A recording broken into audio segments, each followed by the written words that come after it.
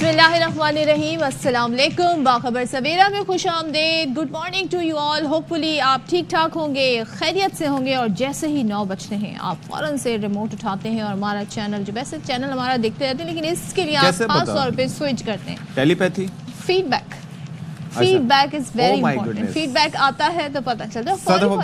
देखिए जो है ना, अब ये हाई टेक का दौर है, फौरी फीडबैक आ जाता है। अच्छा, मैं ये कह रहा हूँ, जब आप कहती हैं good morning to you all, तो किसी दिन आप नाम लेके बोलेंगे, जी गुड मॉर्निंग टू जी बरकत भाई, वारिस, Siraj, etcetera etcetera. How would that B? It would be great. फिर हमारा पूरा शो नाम लेते हैं। पूरा शो जो है हमारा इसी में गुजर जाएगा जितना हम नाम लेंगे। हमारी टीम, बहरहाल हमारी टीम की तरफ से भी आप सबको गुड मॉर्निंग। सबको गुड मॉर्निंग। और मौसम की बात कर रहे हैं तो हम बड़ा इस पे आज कर ही लेते हैं मौसम की बात। फाइनली बड़ी मजाक किस्म की हम दोनों की राय होती थी। आज चेंज है सदफ। आज शायद राय में थोड़ा इत्तेफाक राय हो जाए, इसलिए कि मुझे भी अब खुनकी महसूस होने लगी है कराची में। वाह वाह वाह वाह वाह वाह वाह। अब पंखा चलता है तो जरा ठंड सी महसूस होती है, बंद कर दो तो फिर वही गर्मी लगती है। ये तो थोड़ा टाइम तक ये मसला रहेगा। पंखे इतने ढीठ होते हैं, आप उन्हें कितना ही स्लो कर लो, एक तो वो स्लो नहीं होते हैं और कुछ ऐसे होते हैं जरा सा स्लो करो तो बंद हो जाते हैं। सो आई डोंट नो उन पंखों का क्या। स्लो होने के बाद जो आवाजें निकालते हैं दर्दनाक किस्म की, ऐसा लगता है सारा तकलीफ ही उनको हो रही है और वो सारा फिर बोझ पड़ता है बेचारे कैपेसिटर पे, जिसको हम अक्सर चेंज करते रहते हैं। ये मिडिल क्लास मेंटालिटी, ये अक्सर लोग समझ नहीं पाएंगे। तो बहरहाल हम बात कर रहे हैं मिडिल क्लास मेंटालिटी नहीं, पैसे बचा रहे हैं, पैसे बचा रहे हैं। तो खैर बात ये है कि पता भी नहीं होता जैसे लोगों को कैपेसिटर क्या होता है, व्हाट इज दिस कैपेसिटर भी चेंज करना होता है। Oh my God. खैर तो भाई बात ये है कि खुश्क सर्दी का स्पेल अब भी जारी है। वैसे कहते हैं कि दिसंबर में आके थोड़ी बहुत बूंदाबांदी होती है। कराची में इसके इम्कानात कुछ हैं सदर। दिसंबर आ गया है, आज 2 दिसंबर कहना कि दिसंबर आ गया है। हाँ, उससे कहना भीगा भीगा सा ये दिसंबर है, भीगी भीगी सी तन्हाई है। इस मौसम ने शायरी का जो एक टेम्पो था, जो इस मौसम में आता था नवंबर दिसंबर में, वो सब खराब हो गया। बारिशों में जब कभी भीगोगे तो याद आऊंगा। अब इन शेरों को ना अपडेट होना चाहिए। हाँ, शाल उड़ाएगा कौन जनवरी में तुम्हें? एक तो मैं शाल से तंग हूँ। वसी शाह साहब सुन रहे होंगे। नहीं, अशफाक ने जस्ट शाल को इंडोर्स की। मुझे कोई और शेर याद नहीं आ रहा दिसंबर का। शुक्र करें आपको हाथों का कंगन याद। काश में तेरे हंसी हाथ का कंगन होता, तू बड़े चाव से बड़े मान के साथ, ऐसा ही कुछ था ना। उससे अगर कुछ याद था। लेकिन उसका दिसंबर से ताल्लुक रही है ना, वरना वो भी सुनाता मैं। चलिए डब्बे में डब्बा लेकिन मैं केक की बात क्यों कर रही हूँ? Why should I mention डब्बे में डब्बा, डब्बे में केक। सदफ कभी नहीं लाई हमारे लिए केक। अच्छा, ये तो बहुत बड़ा झूठ है। पिछले 6 महीने में कभी नहीं लाई। चले जी, आ जाए। अच्छा जी, अब थोड़ा संजीदगी के बुनियाद पे सदफ हम बात करते हैं। मैं आज पढ़ रहा था कि दुनिया का एक अदाकार है who's in his teenage and उसके पास जो असासों की मालियत है वो $6 मिलियन है। नाम क्या है? Ion Armitage. ठीक है।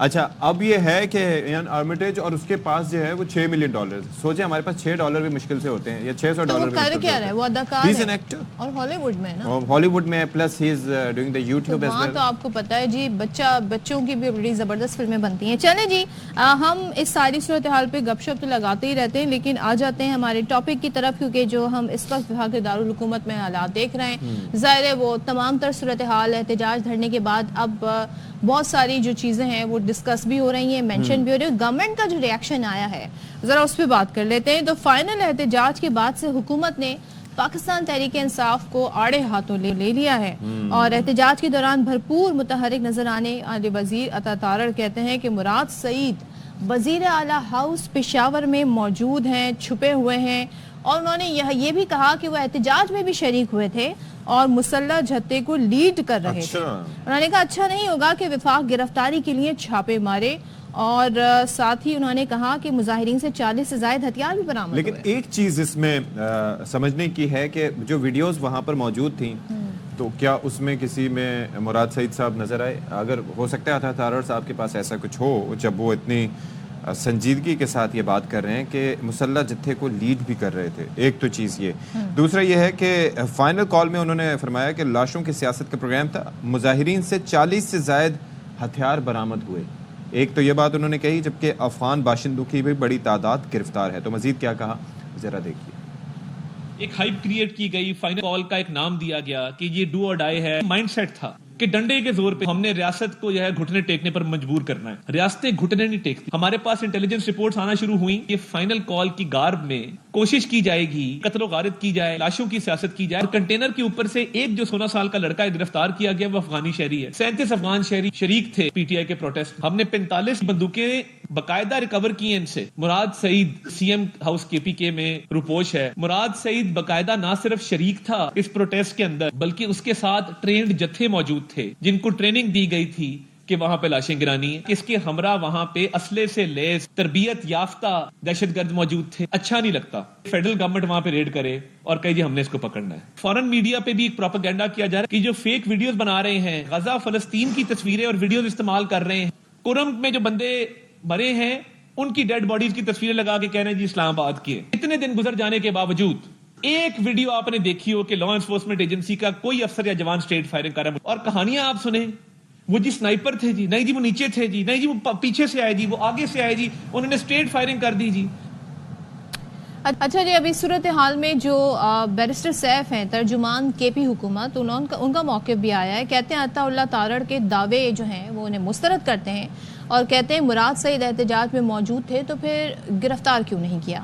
اس نااہلی پر تو ان کا نام grains book of world record میں شامل ہونا چاہیے. جبکہ وزارت داخلہ کے حوالے سے آپ کو بتا دیں, وزارت داخلہ کا کہنا ہے کہ پاک فوج کا پرتشدد ہجوم سے براہ راست کوئی ٹکراؤ نہیں ہوا اور اس بارے میں پی ٹی آئی منفی پروپیگنڈا کر رہی ہے. پاک فوج کی تعیناتی کا مقصد اہم تنصیبات کو محفوظ اور غیر ملکی سفارتکاروں کی حفاظت کو یقینی بنانا تھا. اور پھر یہ بھی کہا گیا کہ وزیر اعلیٰ علی امین گنڈاپور نے صوبائی اسمبلی کو جھوٹ پھیلانے کے لیے استعمال کیا. پولیس اور رینجرز نے پرتشدد ہجوم منتشر کرنے کے لیے لائیو ایمونیشن استعمال نہیں کی. اس کے ساتھ ساتھ احتجاج کے دوران 3 ریاست مخالف پروپیگنڈا روکنے کے لیے 3 رینجرز اہلکاروں اور 1 پولیس اہلکار کو شہید کیا گیا, جبکہ 232 اہلکار زخمی ہوئے. یعنی کہ یہ وہ نمبرز ہیں جو کہ سیکیورٹی اداروں کی جانب سے جاری کیے گئے ہیں زخمی ہونے والے لوگوں کے. تو آپ یہ اندازہ کر لیں کہ کافی سنجیدہ معاملہ ہے. دوسرا یہ ہے کہ فائنل احتجاج تو ختم ہو گیا. یعنی کہ 2 چیزیں, ایک جانب وہ یہ کہہ رہے ہیں کہ جی ہمارے ساتھ ظلم ہوا, دوسری جانب احتجاج ختم ہو گیا, لیکن پی ٹی آئی میں آپس میں جو اختلافات ہیں وہ بھی کھل کے سامنے آئے.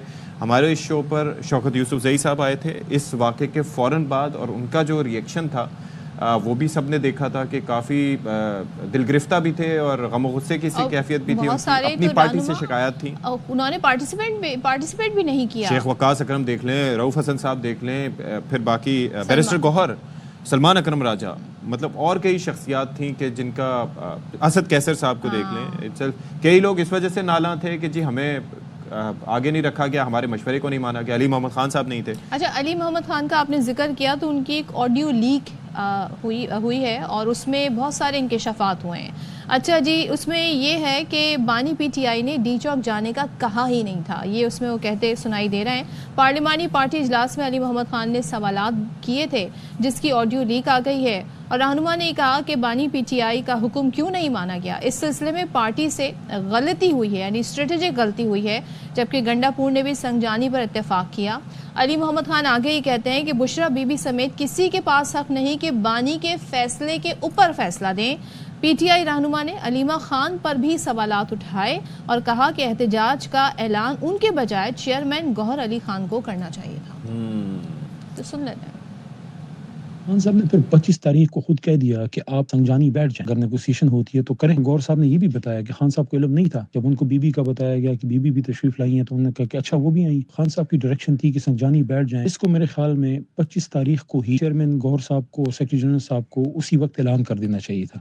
اس میں جو ایک ڈیلے ہوئی ہے نا کنونس کرنے کے لیے, تو بی بی صاحبہ شاید نہیں مانی, حکیم صاحب تو ایگری تھے کہ ہمیں نہیں جانا چاہیے آگے. میرے خیال میں یہاں سے ایک اسٹریٹجک غلطی ہوئی ہے کہ جب خان صاحب نے اجازت دے دی تھی سنجانی بیٹھنے کی تو ہمیں نہیں جانا چاہیے تھا, اپنے لیڈر کے حکم پہ عمل کرنا چاہیے تھا. سب سے میری ریکویسٹ ہوگی کہ خان صاحب کے احکامات پہ عمل کروائیے, چاہے وہ سی ایم صاحب ہوں, چاہے وہ بی بی صاحبہ ہوں, چاہے وہ علیمہ آپا ہوں. کسی کے پاس یہ اختیار اور حق نہیں ہے کہ عمران خان صاحب کے فیصلے کو اس کے اوپر کوئی اور فیصلہ لاگو کرے یا اس کو کہے کہ میں نہیں مانتا. خان صاحب نے کہہ دیا تو کہہ دیا. یہ میری درخواست ہے, اس جماعت کو آپ ایک تنظیمی جماعت بنائیے, اس میں فیصلہ سازی کے نظام کو صحیح کیجیے. اسی میں ہماری اتفاق و اتحاد ہے, ورنہ ٹوٹ کے یہ پارٹی خدا نخواستہ اس کو نقصان پہنچ جائے گا. اچھا, اس کے اندر ایک چیز بڑی امپورٹنٹ ہے صدف کہ آپ یہ دیکھیے ذرا کہ جب یہ سیزنڈ لیڈرز ہوتے ہیں پارٹی میں, علی محمد خان صاحب جیسے, باقی جو لوگ ہیں, شوکت یوسف زئی صاحب جو بتاتے ہیں کہ 1996 سے میں پارٹی کا حصہ ہوں, انہوں نے یہ علی محمد خان صاحب نے ایک بڑا اہم نقطہ اٹھایا کہ اس پارٹی میں تو موروثیت نہیں تھی، اس پارٹی میں پارٹی موجود ہے تو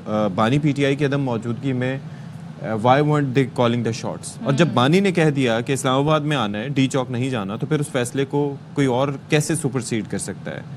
علیمہ خان صاحبہ نے کیوں کال دی؟ تو یہ وہ کویسچنز ہیں، اور اس وجہ سے جو پارٹی کا اصل ورکر ہے وہ نالا ہوتا ہے۔ پر یہ بھی اٹھتا ہے کہ جب یہ کال دی گئی انیشیلی طور پہ، جب علیمہ خان صاحب کی طرف سے جب یہ اعلان کیا گیا، تب یہ پارٹی رہنما جو ہیں انہوں نے اس خاموش وقت کیوں تھے؟ یہ تمام تر سوالات اٹھائے، اور اس وقت ہم بھی حیران ہو رہے تھے کہ پارٹی لیڈرشپ نے آ کر یہ اعلان، ظاہر ہے ہم لوگ یہ سوال اٹھا رہے تھے کہ مختلف لوگ، اس وقت تو کہا جاتا تھا کہ وہ ان کی ہمشیرہ ہیں تو وہ جو ہے وہ جذباتی ان کا لگاؤ ہے، لیکن آپ کو پتہ ہے پہلے ایک سٹیٹمنٹ جب انہوں نے دیا تھا کہ یہ چاہتے ہی نہیں ہے کہ وہ باہر آئے، you remember once when it was cancelled, اس کے بعد سے پھر ہم نے یہ بیان دیکھا، اور لیکن اس دفعہ جو اسٹیٹمنٹ آیا تھا تو ہم بھی یہ سوال اٹھا رہے تھے کہ why is she giving the dates, کیا اب یہ اختیار ان کے پاس ہے یا بشرت صاحبہ کے ساتھ ہے، کس کے پاس ہے؟ اچھا جی، اب ایک پی ٹی آئی کے فائنل احتجاج کے بعد پہلے تو یہ کہا جاتا رہا کہ سینکڑوں افراد کو اس میں قتل کیا گیا ہے، اس کے بعد یہ اب بیانیہ سامنے آیا کہ بانی پی ٹی آئی کی صحت بہت خراب ہے، انہیں جیل سے نکال کر کسی اور جگہ منتقل کر دیا گیا ہے، اور پھر اس میں جو ٹویٹر یعنی کہ سابقہ ٹویٹر اور موجودہ ایکس ہے، اس کے آفیشیل ہینڈل ہے ان کا پی ٹی آئی کا، اس سے پوسٹ کی گئی جس سے یہ دعویٰ کیا گیا کہ جیل میں بانی سے بنیادی سہولیات بھی واپس لے لی گئی ہیں اور ان کا علاج بھی نہیں کیا جا رہا۔ اچھا، اس پہ بیرسٹر سیف کا موقف آ گیا ہے تو ذرا وہ سن لیتے ہیں، وہ اس پہ کیا کہہ رہے ہیں۔ اچھا جی، یہ تو پی ٹی آئی کے اندر، پارٹی کے اندر کیا معاملات چل رہے ہیں یہ ہم نے آپ کے سامنے رکھا۔ اب ذرا بتا دیتے ہیں کہ جو اس وقت گورنمنٹ کی جانب سے سٹیپس لیے جا رہے ہیں وہ کیا ہیں۔ تو ریاست مخالف پروپیگنڈا روکنے کے لیے حکومت نے فیصلہ کیا ہے کہ ملوث افراد کی شناخت کے لیے باقاعدہ طور پر ٹاسک فورس تشکیل دے دی گئی ہے، جس کی سربراہی چیئرمین پی ٹی اے کریں گے، جبکہ 10 رکنی جوائنٹ ٹاسک فورس میں وزارت داخلہ، اطلاعات اور ساتھ میں وزارت آئی ٹی کے علاوہ I S I, M I, F I A کے افسران شامل ہوں گے، اور جو فورسز ہیں وہ حالیہ احتجاج کے پیش نظر جھوٹا پروپیگنڈا کرنے، یعنی ٹاسک فورس جو ہے جو جھوٹا پروپیگنڈا کرنے والے عناصر ہیں اس کی نشاندہی کرے گی اور 10 دنوں میں اس پر اپنی سفارشات طے کر کے دے گی۔ تو چلیں جی، اب موقف لے لیتے ہیں اس پر پاکستان تحریک انصاف کا رد عمل کیا ہے۔ ہمارے ساتھ موجود ہیں سینیٹر ہمایوں مومن صاحب۔ سینیٹر صاحب بہت شکریہ آپ کا، آپ نے ہمارے لیے وقت نکالا۔ اس وقت 2 چیزیں ہیں جو اسلام آباد کے واقعے کے بعد کافی پریشان کن ہیں۔ ایک تو یہ ہے کہ پارٹی کے اندر سے کافی ساری چیزیں سامنے آ رہی ہیں جس سے ایک اختلافات کی، اور خاص طور پر ایک ایسا لگ رہا ہے کہ پارٹی نہ اس وقت جب یہ پروٹیسٹ ہو رہا تھا اس میں آن پیج تھی اور نہ اب ہے، اور سوالات بھی اٹھ رہے ہیں۔ دوسرا، حکومت کی جانب سے اب مزید سختی سے نمٹنے کا اس معاملے پہ کہا جا رہا ہے۔ مراد سعید صاحب کا نام لیا جا رہا ہے کہ جی وہ نہ صرف یہ کہ جتھے کو لیڈ کر رہے تھے بلکہ پشاور میں سیم ہاؤس میں بھی وہ چھپے ہوئے ہیں، بلکہ موجود ہیں ابھی بھی وہاں پر۔ تو اس حوالے سے کیا اس وقت پارٹی میں رائے پائی جاتی ہے؟ آپ لوگ کیا سوچ رہے ہیں، کیا کر رہے ہیں، کس طریقے سے پارٹی کو منظم آپ لوگ رکھیں گے؟ بسم اللہ الرحمن الرحیم، ایاک نعبد و ایاک نستعین۔ دیکھیں، پارٹی تو بالکل منظم ہے، ڈفرینس آف اوپینین ہر جگہ پہ ہوتا ہے۔ ڈفرینس آف اوپینین آپ دیکھیں کسی بھی جگہ پہ جب لیڈر ہوتا ہے تب بھی ہوتا ہے، جب لیڈر نہیں ہوتا زیادہ ہوتا ہے۔ میں 2-3 باتیں کرنا چاہتا ہوں جو آپ لوگ باتیں کر رہے تھے، and I was listening to that۔ سب سے پہلے آپ لوگ کہہ رہے تھے کہ جی یہ سارے لیڈر کہہ رہے ہیں کہ جی فلانے نے یہ کہا، علیمہ خان نے یہ کہا، بشرا بی بی کا، تو ان کی باتیں کیوں مانی؟ میرا سوال یہ اٹھتا تھا کہ ان کی بات ہم اس لیے سن رہے تھے کہ ہماری جو پولیٹیکل لیڈرشپ تھی اس کو عمران خان سے ملنے کی اجازت نہیں تھی۔ جب وہ وہاں گیپ آتا ہے تو یہ یاد رکھیں، جب بھی کسی جگہ پہ ویکیوم آتا ہے وہاں پہ کسی نہ کسی ایسے شخص کو آپ نے سننا پڑتا ہے جو اس جگہ پہ جاتا ہے۔ اور اس دوران میں یہ 8, 10, 12 دن یا 3-1 ہفتے جس دوران میں پاکستان تحریک انصاف کے in spite of court orders the leadership was not allowed، leadership کو نہیں الاؤ کیا گیا تھا کہ وہ عمران خان سے ملے۔ سینیٹر صاحب ہم کافی پیچھے جا رہے ہیں، میں صرف ایک عرض کروں گا، کرنٹ سینیریو میں رہتے ہوئے جب یہ پروٹیسٹ شروع ہونے والا تھا، جب یہ 24 نومبر کی ڈیٹ تھی سر، اس سے 2-3 دن پہلے فیسیلیٹیشن شروع ہو گئی تھی۔ علی امین گنڈاپور صاحب سے لے کے بیرسٹر صاحب صاحب سے لے کے سب ملاقاتیں کوئی نہیں ملا تھا۔ دیکھیں، فیسیلیٹیشن شروع ہو جانا ایک دفعہ گولی بندوق سے نکل جائے نا تو اس کے بعد اب آپ فیسیلیٹیشن کرنا شروع کر دے، وہ نہیں ہوتا. یہ جو فیسیلیٹیشن ہوئی تھی وہ ایک رات پہلے کی بات کر رہے تھے، اس میں بھی میں آپ کو سمجھا دیتا ہوں. اس میں انہوں نے کہا تھا کہ جی جب وہ لوگ یہ اس کے قریب پہنچ گئے تھے، 26 نمبر چونگی کے قریب پہنچ گئے تھے، تو وہاں پہ پھر لوگوں کو کہا گیا کہ آپ بیچ میں پڑھو اور سیف کو اور ان کو اور ان کو جا کے ملو. دیکھیں وہاں پہ بھی جب بات آئی کہ جی آپ کہ عمران خان نے کہا کہ آپ سنجانی چلے جاؤ یا ادھر چلے جاؤ، whatever he was seeing, اس کا جواب یہ آیا تھا پاکستان تحریک انصاف کی طرف سے کہ ٹھیک ہے جو وہ کہیں گے ہم وہی کریں گے، ہمیں ان سے بات کرا دو. اچھا جواب میں کیا ملا؟ جواب میں یہ ملا کہ جی جو اڈیالہ جیل ہے وہاں پہ ٹیلی فون سروس نہیں ہے. اب آپ مجھے بات بتائیں، میں آپ کو کہوں کہ اڈیالہ جیل میں سروس نہیں ہے، آپ میری بات مان لو گے؟ اچھا ایک چیز بتائیں، یہ تو بات بہت ڈیفرنٹ طرف جا رہی ہے. سینیٹر صاحب میں یہ جاننا چاہ رہی ہوں، آپ نے خود کہا کہ لیڈرشپ جو ہے اس کو الاؤ نہیں تھا ملاقات کرنا، دیٹس وائی علیمہ جی نے آ کر اعلان کیا. سوال یہاں پر یہ اٹھتا ہے، آپ ہی کے پارٹی کے علی محمد خان، ان کی آڈیو لیک ہے جس کی انہوں نے خود بھی تصدیق کر دی ہے. شوکت یوسف زئی ہمارے شو میں آ کر کہہ رہے ہیں وہ شروع سے ڈس ایگری کر رہے ہیں کہ اس طریقے سے ہم سے مشاورت نہیں کی گئی. تو پارٹی نے بغیر کسی پلاننگ کے، بغیر کسی مشاورت کے آن بورڈ آئے ہوئے ایک احتجاج کو آگے لے کے چلے گئے اور پھر مقام بھی چینج ہو گئے سنجانی سے ڈی چوک. تو یہ سارا کنفیوژن تو شروع سے ہی کریٹ ہو گیا. صدف جی بالکل مان لیتا ہوں، فار اے سیکنڈ میں آپ کی بات مان لیتا ہوں کہ کنفیوژن تھی، اور ہم لوگوں کو شاید اسلام آباد کا کہا تھا. اب اسلام آباد میں کہاں تھا اس کا نہیں پتہ، تو اسلام آباد میں تو 100 جگہ ہیں، ڈی چوک بھی اسلام آباد میں ہے، بلکہ وہ تو سینٹر آف دا اسلام آباد ہے. لیکن سوال یہ اٹھتا ہے کہ اگر میں اسلام آباد آتا ہوں، میں ڈی چوک آتا ہوں، ڈز دیٹ مین کہ آپ ہمارے اوپر گولیاں چلاؤ؟ مطلب مجھے سمجھ یہ نہیں آتی. لیکن بات یہ ہے سینیٹر صاحب کہ ہر چیز کی پرمیشن چاہیے ہوتی ہے نا. الاؤ می دیکھیں نا، الاؤ می، آپ نے مجھے بلایا، لیٹ می ٹاک، ٹھیک ہے.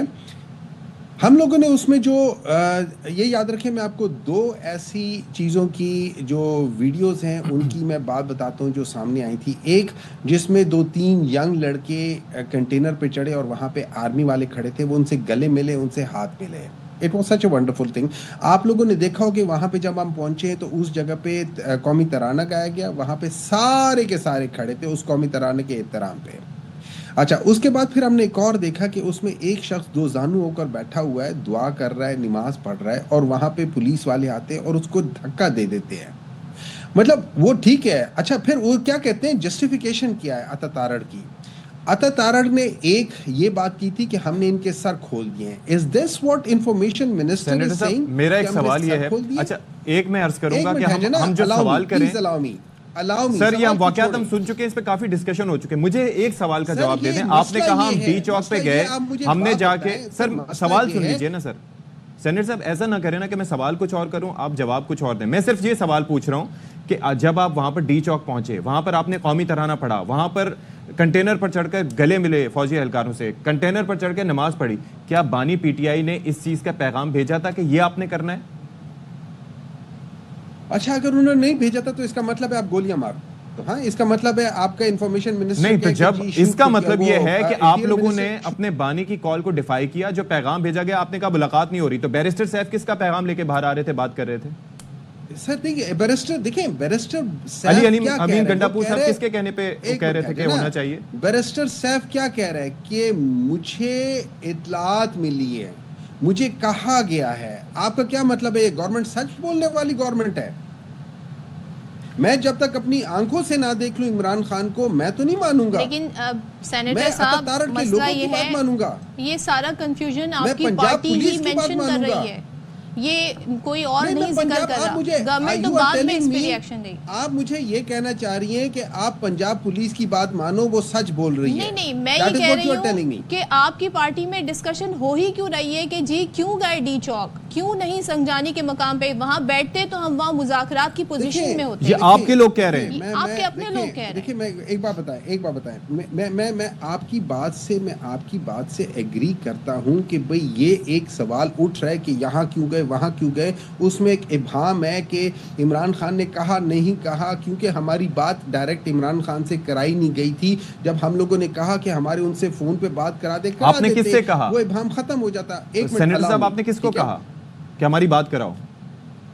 جن لوگوں نے پیغام بھجوایا کہ جی انہوں نے کہا ہے کہ جی آپ ان سے یہ 26 نمبر چونکی میں کہ آپ ادھر چلے جاؤ, یہ رات کا ٹائم تھا. یہ کس نے کہا تھا؟ یہ بیرسٹر سیف نے کہا تھا, یہ علی امین گنڈاپور نے کہا تھا؟ کیونکہ ملاقاتیں تو انہی لوگوں کی ہو رہی تھیں. علی امین گنڈاپور نہیں تھا, بیک ہینڈ پہ یہ سیف وغیرہ کر رہے تھے جتنا مجھے پتہ ہے. انہوں نے کہا, ہم نے کہا کہ ٹھیک ہے ان سے ہماری بات کرا دو, آپ بات کرا دو, we will agree to what he says. انہوں نے کہا کہ جی وہاں پہ ٹیلی فون سروس نہیں ہے. And you see that boggles my mind. کیونکہ آپ کی لیڈرشپ نظر نہیں آئی. خبر تو یہ ہے کہ علی امین گنڈاپور بھی چلے گئے, بشرا بی بی سے بھی چلے گئے, کارکن وہاں رہ گئے. صدر جی please don't challenge my intelligence کہ آپ مجھے کہیں کہ لیڈرشپ نہیں, we are just asking question, we are here to ask questions sir. just allow me. اب یہ دیکھیں عطا تارڑ کی بات سنیں. اور صدف جی آپ نے بڑا اچھا سوال اٹھایا تھا. جب عطا تارڑ کہہ رہا ہے, آپ کا خیال ہے کہ مراد سعید کراؤڈ میں ہوگا اور وہ سارے بیوقوف, ایک بندہ بھی اس کے ساتھ اپنی سیلفی نہیں لے گا, ایک بندہ بھی اس کی ویڈیو نہیں لے گا, ایک بندہ بھی اس کے ساتھ نہیں ہوگا؟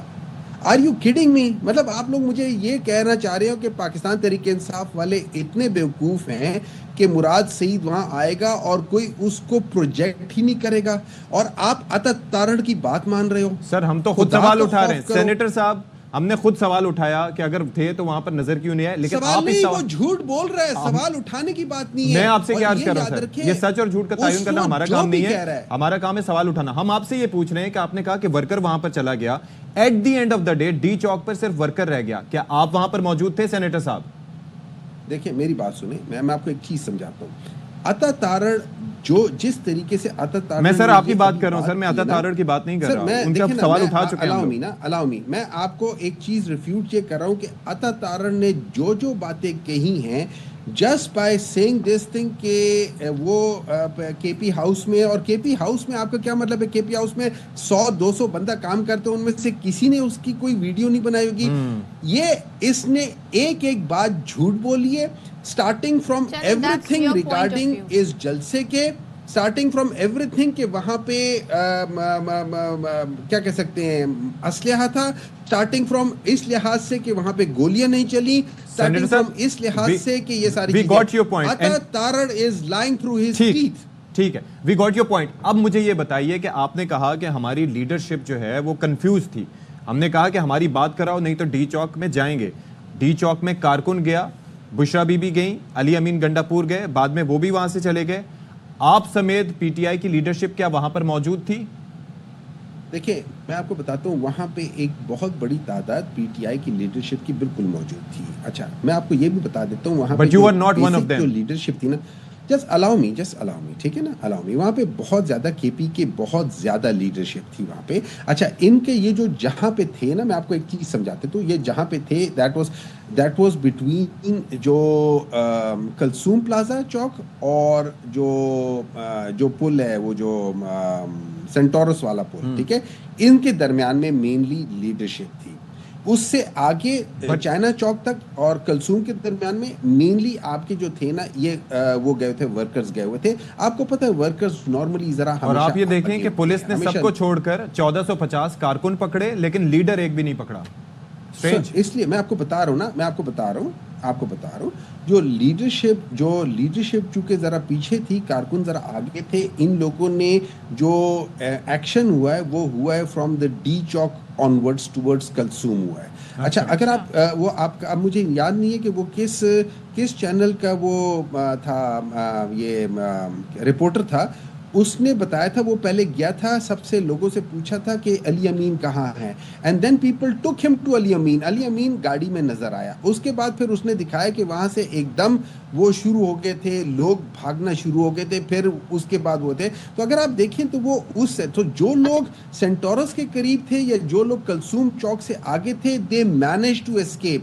جو لوگ بٹوین کلثوم کے وہ تھے اور ٹورڈز تو پھر آپ یہ مانتے ہیں سینیٹر صاحب کہ اٹ واز بیڈلی پلانڈ اور آپ کے پی سے تو اس لیے آ سکتے, یہ آپ کے حماد اظہر صاحب کہہ رہے ہیں. حماد اظہر صاحب کا سٹیٹمنٹ ہے کہ دیکھیں ہم پنجاب سے نہیں آ سکتے بیکاز ہمارے پاس حکومت کی کوئی ریسورسز کوئی مشینری نہیں ہے, ہم کے پی سے آ جاتے ہیں. سندھ سے کوئی نہیں گیا, کراچی سے کوئی نہیں گیا. دیٹ واز بیڈلی پلانڈ دھرنا احتجاج وٹ ایور, اور پھر کارکنوں کو چھوڑ کے وہاں پر لیڈرشپ غائب ہو گئی. اس کو ایسے سمجھ کریں تو آپ کیا کہیں گے؟ دیکھیں میں ہر ایک کی بات کا ریسپیکٹ کرتا ہوں. Everybody has their own opinion. میں آپ کو اپنا اوپینین بتاتا ہوں. وہاں پہ لیڈرشپ تھی. ہاں یہ میں ضرور مانتا ہوں کہ لیڈرشپ میں سے چند ایک لوگوں کو کارکنان کے ساتھ آگے ہونا چاہیے تھا تاکہ وہ کارکنان کو ذرا کنٹرول میں رکھتے, وہ کرتے. یہ میں ضرور مانتا ہوں. لیکن سوال یہ نہیں اٹھتا, سوال یہ اٹھتا ہے کہ ارریسپیکٹو آف کہ ہمارا پلاننگ صحیح تھی غلط تھی, کیا اس کا جواب گولیاں چلانا ہے؟ اچھا لوگ کہتے ہیں کہ گولیاں نہیں چلی. اگر گولیاں نہیں چلی, لوگ زخمی نہیں ہوئے, تو مجھے ایک سوال اٹھتا ہے کہ پمس کے اوپر اور پولی کلینک کے اوپر اتنی سیکریسی اور اتنی سیکیورٹی کیوں؟ اگر وہاں پہ کچھ نہیں ہے تو ہاسپٹل میں اتنی سیکریسی سیکیورٹی کیوں؟ سینیٹر صاحب میں ایک سوال اٹھاتا ہوں, سینیٹر صاحب میں ایک سوال اس کے جواب میں اٹھاتا ہوں کہ 126 دن کا دھرنا ہوا آپ لوگوں کا, اس کے اندر یہ بات الگ ہے کہ اس وقت کی اسٹیبلشمنٹ کی سپورٹ اپنی جگہ. دوسری چیز یہ ہے کہ وہاں پر طاہر القادری صاحب اور ان کا سارا جو لوگ تھے وہ اپنی جگہ, لیکن تحریک انصاف کے بھی بڑی تعداد میں لوگ تھے. کیوں؟ کیونکہ لیڈر وہاں پر موجود تھا. یہاں پر جب لیڈر ہی موجود نہیں ہوگا, جب لوگ وہاں پر کارکن دیکھیں گے کہ ہم پہ لاٹھی چارج بھی ہو رہا ہے, کچھ بھی ہو رہا ہے, ہم کس کو دیکھ کے یہاں پر رکیں؟ جو مرکزی دو لوگ تھے وہاں پر, بشرا صاحبہ اور علی امین گنڈا پور, وہ بھی جب وہاں سے رخصت ہو گئے, وہ کس کو دیکھ کے کس کی لیڈرشپ پہ وہاں پر رکتے؟ انہیں وہاں سے جانا ہی تھا. تو گورنمنٹ کو کیا ضرورت تھی کہ ایک لیڈر لیس ایک قسم کا ایک مجمع ہے, لوگ ہیں وہاں پر, ان کے اوپر وہ فائرنگ کرتے؟ انہوں نے تو خود ڈسپرس ہو جانا تھا وداؤٹ اینی لیڈر. میری بات سنیں, یہ پورا کا پورا قافلہ بغیر عمران خان کے نکل کے آ رہا تھا نا. اگر عمران خان جیل میں ہے, اس کے باوجود آپ پورے پنجاب کو بند کر دو, آپ 6 موٹر ویز کو بند کر دو, آپ 6 کے 6 موٹر ویز کو بند کر دو. اتفاق کی بات ہے 6 کے 6 موٹر ویز ایک ہی ٹائم پہ ریپیئر کے لیے چلے گئے. آپ جھوٹ بول رہے ہو لوگوں کے ساتھ, سر عام جھوٹ بول رہے ہو. آپ کی بات پہ کون یقین کرے گا؟ بیرسٹر گوہر, رؤف حسن صاحب, شیخ وقاص اکرم. دیکھیں آپ مجھے ایک بات بتائیں, کیا سارے 6 کے 6 موٹر ویز ریپیئر کے لیے بند ہو گئے تھے؟ کیا 6 کے 6 آپ کو سارے کے سارے پنجاب کے اندر آپ کو نہیں پتہ چلا کہ کس طریقے سے بندش کی گئی تھی, کنٹینر لگائے گئے تھے؟ کیا آپ کو نہیں پتہ ساری جو کیا کہتے ہیں اسے, یہ ہائی ویز تھی وہ بند ہو گئی تھی؟ آپ بتائیں, ایک بندہ جیل میں ہے اور اس کی ڈر سے آپ یہ, اور پھر آپ جھوٹ بول رہے ہیں سب کو کہ ریپیئر کے لیے کر رہے ہیں. میں آپ کی بات کیوں مانوں؟ ایک جھوٹے کی بات میں کیوں مانوں؟ آپ کو مجھے کون گارنٹی دے رہا ہے کہ اس بار جھوٹ نہیں بول رہے؟ مجھے ایک بات بتائیں, آپ لوگوں نے پروپیگنڈا کیا ہے, یہ متی اللہ جان کے خلاف جو FIR کٹی تھی, کیا وہ پروپیگنڈا نہیں ہے؟ کیا وہ جھوٹ نہیں ہے؟ کیا وہ فیک نیوز نہیں ہے؟ اور یہ فیک نیوز کون پہنچا رہا ہے؟ یہ فیک نیوز تو گورنمنٹ پہنچا رہی ہے. تو میں PTA کے جو چیئرمین ہیں, جنرل صاحب ہیں, میں ان سے کہوں گا کہ سب سے پہلے تو آپ گورنمنٹ کو پکڑے. انہوں نے یہ جو فیک نیوز کے متی اللہ جان کو پکڑا, اس کے اوپر FIR کاٹی ہے کہ اس نے پولیس والوں سے بندوق چھین کے ان کے اوپر تانی ہے. اس سے بڑا فیک نیوز ضمانت بھی ہو گئی نا 10,000 کے مچلکوں پہ. ضمانت نہیں, وہ FIR is a proof. FIR is a proof. یہ تو آفیشیل پروف ہے. اچھا مجھے سینیٹر صاحب one last thing, who is calling the shots in PTI right now? The leadership of the PTI is calling the shots and they will always call the shots. رہی بات بہن کی اور بیوی کی, ان کا حق بنتا ہے کہ ان کے لیے نکلے, but they are not the authority within the PTI. We respect them because they are related to Imran Khan. But within the party ان کی کوئی ایسی پوزیشن بھی نہیں ہے, کوئی ایسی کوئی چیز بھی نہیں ہے. That is for sure. Salman اکرم راجہ صاحب کو منا رہے ہیں پھر آپ لوگ؟ دیکھیں جی, سلمان اکرم راجہ کے اندر ایک آنر ہے, وہ لوگوں کی طرح یہ جو اس وقت گورنمنٹ ہے ان کی طرح وہ بے حس اور جسے کہتے ہیں نا امورل والی بات نہیں ہے کہ انہوں نے کہا ہے کہ یار میں نہیں نکل سکا بیکاز آف دی کنڈیشنز تھے، میں اس کے باوجود نہیں نکل سکا تو مجھے ریزائن دینا چاہیے. اور یہاں پہ یہ لوگ جھوٹ بول رہے ہیں. یہ کہتے ہیں کہ یار وہ بندے جس کو ہم نے گرایا تھا وہ مرا نہیں ہے، صرف اس کے کندھے ٹوٹ گئے ہیں، ہڈیاں ٹوٹ گئی. خدا کے بندو، ہمارے پیسوں کی بیسس پہ آپ لوگوں کو پیسے مل رہے ہیں، آپ لوگ وہاں بیٹھے ہو گورنمنٹ میں، آپ ان کو گرا رہے ہو. چلیں جی، thank you so much, you got your point sir. اس حوالے سے ڈیٹیلز بھی ظاہر آنا باقی ہیں. Thank you so much. Senator Humayun Muhammad ہمارے ساتھ تھے اور اپنا پوائنٹ آف ویو رکھ رہے تھے. بریک لیتے ہیں.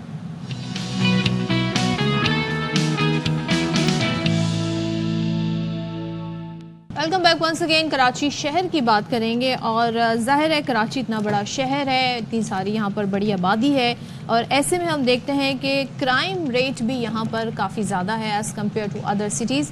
لیکن مسئلہ یہ ہے کہ یہ جو کرائم ریٹ ہے اس کی نوعیت ٹائم ٹو ٹائم چینج بھی ہوتی رہتی ہے. اب پولیس نے جرائم پیشہ افراد کو پکڑنے کے لیے اب جدید ٹیکنالوجی کا استعمال کیا ہے. کبھی آپ باڈی کیم کی بات سن رہے ہوتے ہیں، پچھلے دنوں ہم بتا رہے تھے کہ جی باقاعدہ ایک میٹل چپ جو ہے جو کہ ایک بریسلٹ میں ہوگی وہ باقاعدہ طور پہ لگا دی جائے گی تاکہ نظر رکھی جا سکے ملزمان پہ. اچھا، گزشتہ دنوں ہم نے ای ٹریکنگ سسٹم پر بھی سیگمنٹ کیا تھا اور حال ہی دنوں میں وزیر اعلیٰ سندھ نے کراچی میں بڑھتے ہوئے اسٹریٹ کرائمز کے پیش نظر نوٹس لینے کے بعد سیف سٹی پروجیکٹ پر کام تیز کرنے کی ہدایت کی. اب سوال یہ ہے کہ جو سیف سٹی پروجیکٹ ہے یہ کب مکمل ہوگا، کیونکہ یہ 5 فیز پر مشتمل ہے اور کراچی کی مختلف سائٹس پر 12,000 کیمرے نصب کیے جائیں گے. جب ہم اسلام آباد یا لاہور جاتے ہیں تو آپ نے دیکھا ہوگا کہ ہر کچھ وقت کے بعد آپ گاڑی دوڑاتے ہوئے جاتے ہیں تو چھپاکے لگ رہے ہوتے ہیں، کیمرے جو اوپر لگے ہوتے ہیں. تو یہ کراچی میں بھی ہمیں کہیں وٹنس، ابھی تو پول اور کیمرے نظر آ رہے ہیں لیکن کراچی چونکہ شہر اتنا بڑا ہے، آبادی اتنی زیادہ ہے، تو کیسے مینیج کیا جائے گا اس پر بات کر لیتے ہیں. ہمارے ساتھ موجود ہیں کراچی سیف سٹی پروجیکٹ میں ترجمان سندھ حکومت ارسلان شیخ sahab. Sheikh sahab, thank you so much for joining us. Thank you. اب کراچی میں بھی آپ کو یہ ذمہ داری جو ہے وہ مل گئی ہے، یا ابھی فی الوقت کراچی میں ہی سیف سٹی ہوگا یا آگے بھی اس کا دائرہ وسیع کیا جائے گا؟ یہ اس میں تمام ڈویژنل ہیڈ کوارٹرز ہیں، تالکاز بھی ہیں، لیکن فرسٹ فیز پہ پرائیورٹی جو ہے وہ کراچی سٹی کو دی گئی ہے. تو کیا سوچا گیا ہے اس کے لیے کہ مطلب کیمرے تو ہمیں بتا دیا گیا ہے کہ 12,000 کیمرے نصب کیے جائیں گے، تو کیا کراچی شہر کی سڑکیں اور گلیاں اور جو پورا ایک کہتے ہیں نا ڈائنامکس ہے اس کو دیکھتے ہو؟ ایکچولی جو لے مین ہے یا ایک عام آدمی ہے تو جب وہ سیف سٹی کی بات سنتے ہیں تو اس کے اندر بس یہی مائنڈ سیٹ ہوتا ہے کہ جی کیمراز لگیں گے اور اس کی مانیٹرنگ ہوگی. لیکن جب ہم سیف سٹی کی بات کرتے ہیں تو we have to meet the international standards. جس طرح ہوٹلس پہ ہم کہتے ہیں کہ 5 اسٹار ہوٹل ہے، 7 اسٹار ہے، 4 اسٹارز ہے، تو جب سیف سٹی ہے تو اٹس اے کمپلیٹ پروجیکٹ جس کے اندر آپ نے سرٹین اسٹینڈرڈس میٹ کرنے ہیں. آپ کے 12 میگا پکسلس کے 8 میگا پکسلس کے کیمراز ہونے چاہیے ود سرٹین ویوز. ان کی کنیکٹیوٹی جو ہے جو آپ کے جس کو آپ پی او پی سائٹس کہتے ہیں، جس طرح ہمارے کراچی کے اندر 108 پولیس اسٹیشنز ہیں تو اس کی 58 پی او پی سائٹس ہوں گی جس کے ساتھ یہ انٹیگریٹڈ ہوں گے. پھر نادرا کے ساتھ اس کو انٹیگریٹ کرنا ہے، فیشل ریکگنیشن اس کی کرنی ہے، اور each and every street like تمام پورا کراچی شہر جو ہے اس کو کور کرنا ہے. نہ صرف اس کو کور کرنا ہے، اس کو ساتھ ساتھ اس چیز کو انشور کرنا ہے کہ جو آپ کی ایمرجنسی رسپانس وہیکلس ہوں گی، جس طرح میں نے آپ کو کہا کہ 108 پولیس اسٹیشنز ہیں اور 52 پی او پی سائٹس ہیں، تو ان پی او پی سائٹس کے ساتھ ہر سائٹ پہ 6 آپ کی موٹر سائیکلز ہوں گی، اس کے ساتھ ایمرجنسی رسپانس وہیکلز ہوں گی، ریپڈ رسپانس وہیکلز ہوں گی، یعنی کہ صرف کیمرہ ڈیڈیکیٹڈ ٹیم ہوگی. یس، ڈیڈیکیٹڈ ٹیم ہوگی. ایون جو بائکس کے اوپر جو اسپیشل وہیکلز بنائی گئی ہیں اس میں جو ہیومن ریسورس ڈپلوائے کی جائے گی to be headed by constable, تو اس پہ باڈی کیمراز انسٹال ہوں گے. آئی وش کہ دیٹ ورکس، بیکاز آپ کو یاد ہوگا کہ لاہور میں پیرو اور پھر ڈولفن فورس تھی، تو یہاں پہ شاہین فورس کے نام سے وہ نکالی گئی تھی. وہ بڑی بیڈلی مینیجڈ قسم کا چکر تھا. وہی تھانے کا اسٹاف نکال کے پھر وہ آپ کو پتہ ہے کہ ان کے حوالے سے کافی شکایات بھی سامنے آئی تھی کہ ٹریننگ بھی نہیں تھی، جو گیجٹس ان کو دیے گئے تھے لاہور میں وہ بھی نہیں تھا، بس فالو کرنے کی کوشش کی گئی تھی. ایک تو یہ چیز. دوسرا یہ ہے کہ مجھے یہ بتائیے گا کہ کراچی شہر میں کیا مرکزی شاہراہیں، کیونکہ 12,000 کیمرے ہیں تو شاہراہیں بھی بہت زیادہ ہیں، اسٹریٹس کون سی کور ہوں گی، کس حد تک کور ہوں گی، کیسے کیا جائے گا، کیونکہ کراچی تو بہت گنجان آباد ہے؟ سر دیکھیں، میں نے آپ کو پہلے ہی یہ کہا کہ جب ہم سیف سٹی کی بات کرتے ہیں اور انٹرنیشنل اسٹینڈرڈ کی بات کرتے ہیں تو you have to cover each and every street. لیکن کراچی کو اتنا بڑا شہر ہے, یہ 5 فیزز کے اوپر ہے, 30 بلین روپیز کا یہ پروجیکٹ ہے. فرسٹ فیز انیشیل فیز کے اندر 1300 کیمراز انسٹال کیے جا رہے ہیں, 300 سائٹس ہیں جس کے اوپر آپ کے پولز لگنے. الحمدللہ 157 سائٹس پہ پولز انسٹال ہو چکے ہیں. اگر آپ جائیں شارع فیصل, دو طلبار ایئرپورٹ, آپ کو مختلف ایریاز میں اس وقت جی میں نے کہا نظر آ رہے ہیں. ابھی وہ ایکٹیویٹ نہیں ہوئے شاید. No, out of 20 polls have been fully energised, اور اس کے اوپر تقریباً 100 سے زائد کیمراز ہیں, they are also energized. Temporary جو سی سی پی او کے آفس ہیں اور جو Sindh safe city headquarter ہے اس کے اندر ان کی command and control monitoring system. آپ ساتھ ساتھ یہ بھی مانیٹر کر رہے ہیں, جیسے آپ نے خود مینشن کیا جہاں پہ کیمراز لگ گئے ہیں, کیا وہاں پہ کرائم ریٹ میں کوئی فرق آیا ہے؟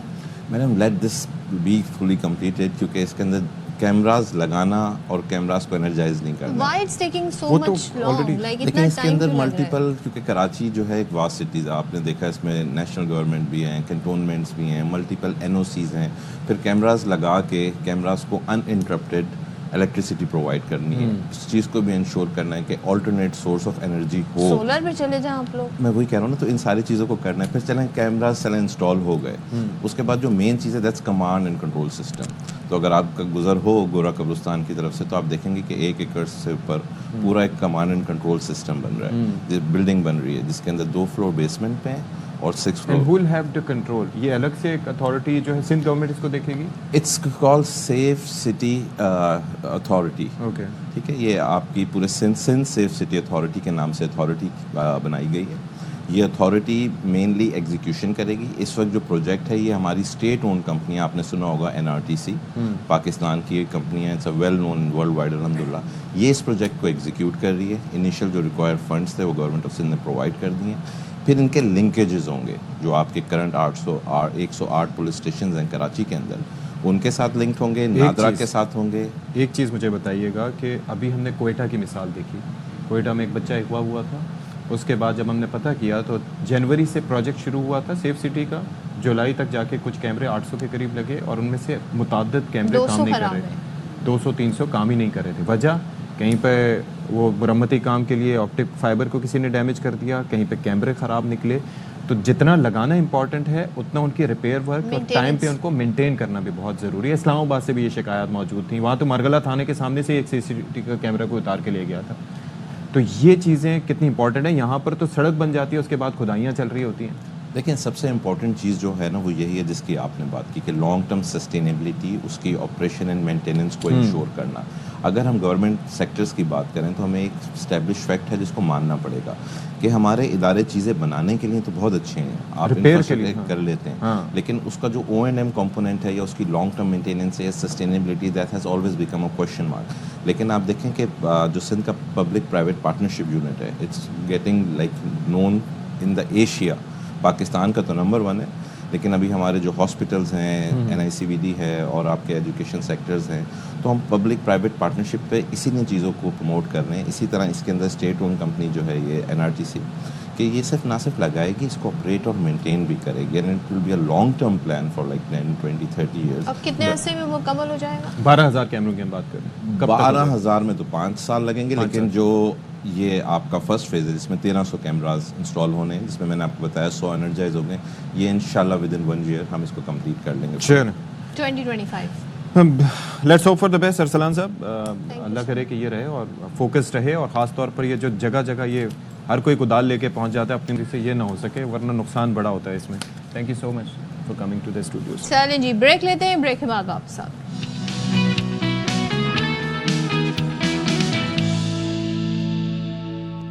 Welcome back once again. اس سے پہلے سیگمنٹ کی طرف بڑھیں, آپ کو اپڈیٹس دے دیتے ہیں. پولیس کی جانب سے بانی PTI کی مزید 3 مقدمات میں گرفتاری کے لیے ATC میں درخواست دی جائے گی.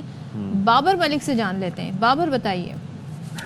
آج یہاں بانی PTI کا آج 6 روزہ جسمانی ریمانڈ مکمل ہونے پر انسداد دہشت گردی کی خصوصی عدالت میں پیش کیا جائے گا. راولپنڈی انسداد دہشت گردی کی خصوصی عدالت سے آج راولپنڈی پولیس کے IO کی جانب سے رجوع کیا گیا ہے کہ وہ تھانہ سول لائن, تھانہ وارث خان اور تیسرا 3 تھانوں میں جو ہے وہ 3 تھانوں میں بانی PTI کی گرفتاری ان کو مطلوب ہے. پہلے شامل تفتیش کی درخواست ہوگی, اس کے ساتھ ہی گرفتاری ڈالی جائے گی. یوں آج مزید 3 مقدمات میں بانی PTI کی گرفتاری ڈالنے کے لیے پولیس نے انسداد دہشت گردی کی خصوصی عدالت سے رجوع کر لیا گیا ہے.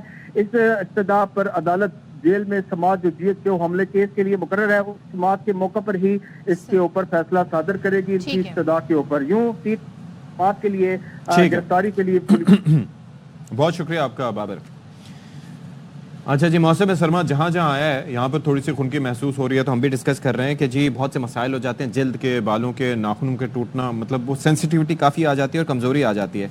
तो क्या वजह है इसकी, कैसे और बचा जा बार-बार सकता है? जी मॉइस्चराइजर लगाना जी, जी। पड़ता है और ड्राई स्किन हो रही और होती सर पे है। क्या करें? तो इसका हल ढूंढ लेते हैं। Skin specialist doctor Syed Bilal Shams हमारे साथ मौजूद हैं। अस्सलाम वालेकुम। Thank you so much for your time. Thank you Bilal so साहब, much. फरमाइएगा कि ये सर्दियां आते ही ये जी। खुश्क मौसम की वजह से या इसका सर्दी से लेना देना होता है कि ये आपके बाल और स्किन बहुत मुतासिर होते हैं? जी, आपका जो स्किन होता है ये आपका फर्स्ट लाइन ऑफ डिफेंस है अगेंस्ट एनी फॉरेन थिंग। तो सन एक्सपोजर, आपका ड्राई वेदर और आपकी ह्यूमिडिटी का कम होना, ये सारी चीज़ें कंबाइन होके ड्राइनेस और ड्राई स्किन कंडीशंस को फ्लेयर अप करती हैं। फॉर एग्जांपल आप यूं कह लें कि even outside as well as inside dry weather के अंदर स्किन जो है ना वो मुतासिर होना शुरू हो जाता है। अच्छा, तो अब क्या करें? अच्छे से अच्छा मॉइस्चराइजर भी यूज़ कर लें, लेकिन उसको बार बार अप्लाई करना पड़ता है। जी। आजकल महंगे भी बहुत मिल रहे हैं तो वो जल्दी ख़त्म भी हो जाता है। तो किस तरह स्किन को मॉइस्चराइज रखें?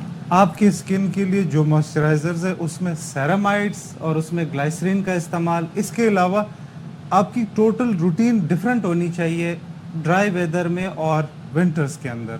आपने शॉर्ट बाथ्स लेने, आपने हॉट वाटर्स के बाथ्स नहीं लेने, आपने माइल्ड वाटर का इस्तेमाल करना है, ल्यूक वार्म वाटर का। आपने जो मॉइस्चराइजिंग करनी वो इमीडिएटली वेट स्किन के ऊपर, यानी अगर आप बात लेते हैं उसके फ़ौरन बाद जब आप मॉइस्चराइजर अप्लाई करें, प्रेफरेबली क्रीम्स और ointments as compare to lotions. उससे वो जो वाटर रिटेंशन है वो बहुत अच्छी रहती है। और इसके मुकाबले में अगर आप रात को खुश्क जिल्द के ऊपर कुछ अप्लाई करें, उतनी अच्छी मॉइस्चर रिटेन नहीं रहती स्किन के अंदर। इसके अलावा आप रूम के अंदर ह्यूमिडिफायर्स का इस्तेमाल कर सकते हैं। उससे ताकि फर्क वो रहे। पड़ेगा?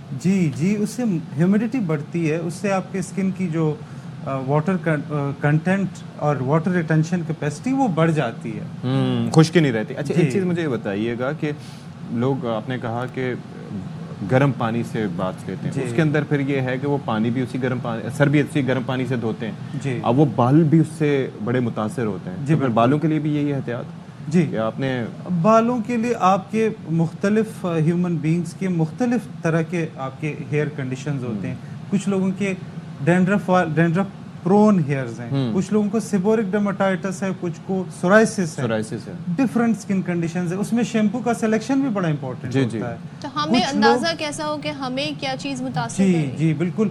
आप अव्वल तो ये अपनी शैम्पू की जो सिलेक्शन है अपने डर्मेटोलॉजिस्ट की राय के बगैर बिल्कुल भी ना करें। कुछ लोग हैं ना, मैंने एक दफ़ा एक पेशेंट से सुना कि वो बेचारा इवन हेयर ट्रांसप्लांट के बाद वो ऑयल कंटेनिंग शैम्पूज यूज़ कर रहा है जिससे बार बार बम्प्स हो रहे हैं। अच्छा। इसी तरह कुछ लोग जो है ना जिसको सेबोरिक डर्मेटाइटिस या डैंड्रफ है वो तेल लगा रहे हैं सर के ऊपर। और सोराइसिस वाले क्या सोराइसिस वाला इसी तरह।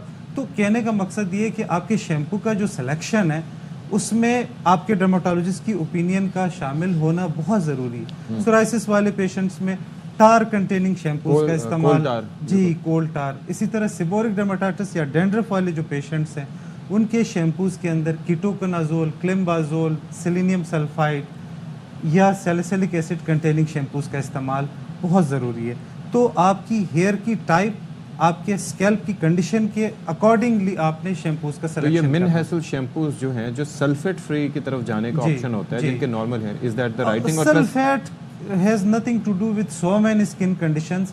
वो एक तरह से एडवर्टाइजमेंट का एक हाइप है। टूल है। जी, एक लेकिन tool है। एक दफ़ा ये मसला हल हो जाए डैंड्रफ का, तो क्या हमें फिर छोड़ देना चाहिए डैंड्रफ शैम्पू का इस्तेमाल? देखें, डैंड्रफ का मसला हमेशा के लिए हल होता नहीं है, ये चलता रहता है। 5% ऑफ द पॉपुलेशन को डैंड्रफ का इशू रहता है अच्छा। और इसका एक ही हल है कि फ्रीक्वेंटली के क्लींजिंग आप करें और वो शैम्पूज जिसका मैंने जिक्र किया जिनके इंग्रेडिएंट्स का, ज़ाहिर है मैं नाम तो नहीं ले सकता, लेकिन आपके शैम्पूज के अंदर ये सारी और एलिमेंट्स सर्दियों में कितनी दफ़ा बाल वॉश करें हफ्ते में? आप अल्टरनेट डेज पे बात ले सकते हैं। अच्छा, नेल्स का भी बता दीजिएगा कि नेल्स टूट रहे होते हैं, जी, कमज़ोर हो जाते हैं, उनका क्या? ड्राई वेदर का भी नेल्स के ऊपर इफेक्ट आता है।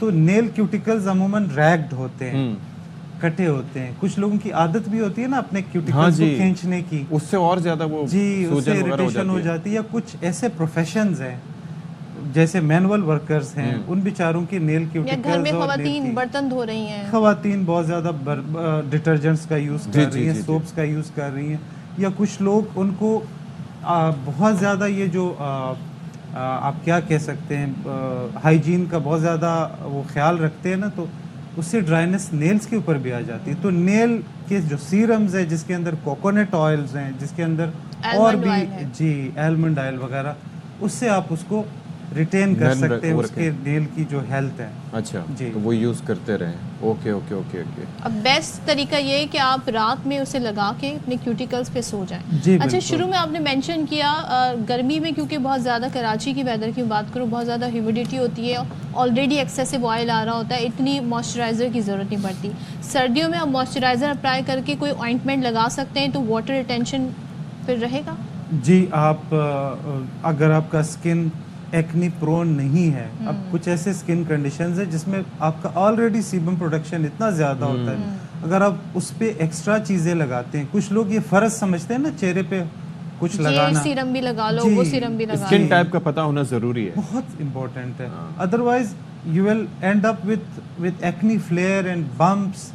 تو غیر ضروری چیزیں لگانا بھی مناسب نہیں ہے. وائٹامن سی کا استعمال کتنا کرنا چاہیے, کیا وہ ڈرائی کرتا ہے اسکن کو؟ وائٹامن سی کا استعمال نارمل روٹین میں ہر ہیومن بینگ کو بینیفیشل ہے اس کے لیے.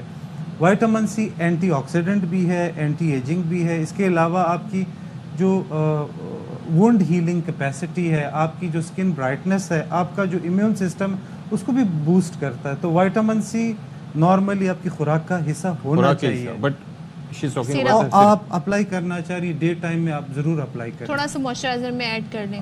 آج کل وائٹامن سی کنٹیننگ لوشنز آئے ہوئے ہیں, موئسچرائزنگ لوشنز آئے ہوئے ہیں, دے آلریڈی کنٹین اٹ.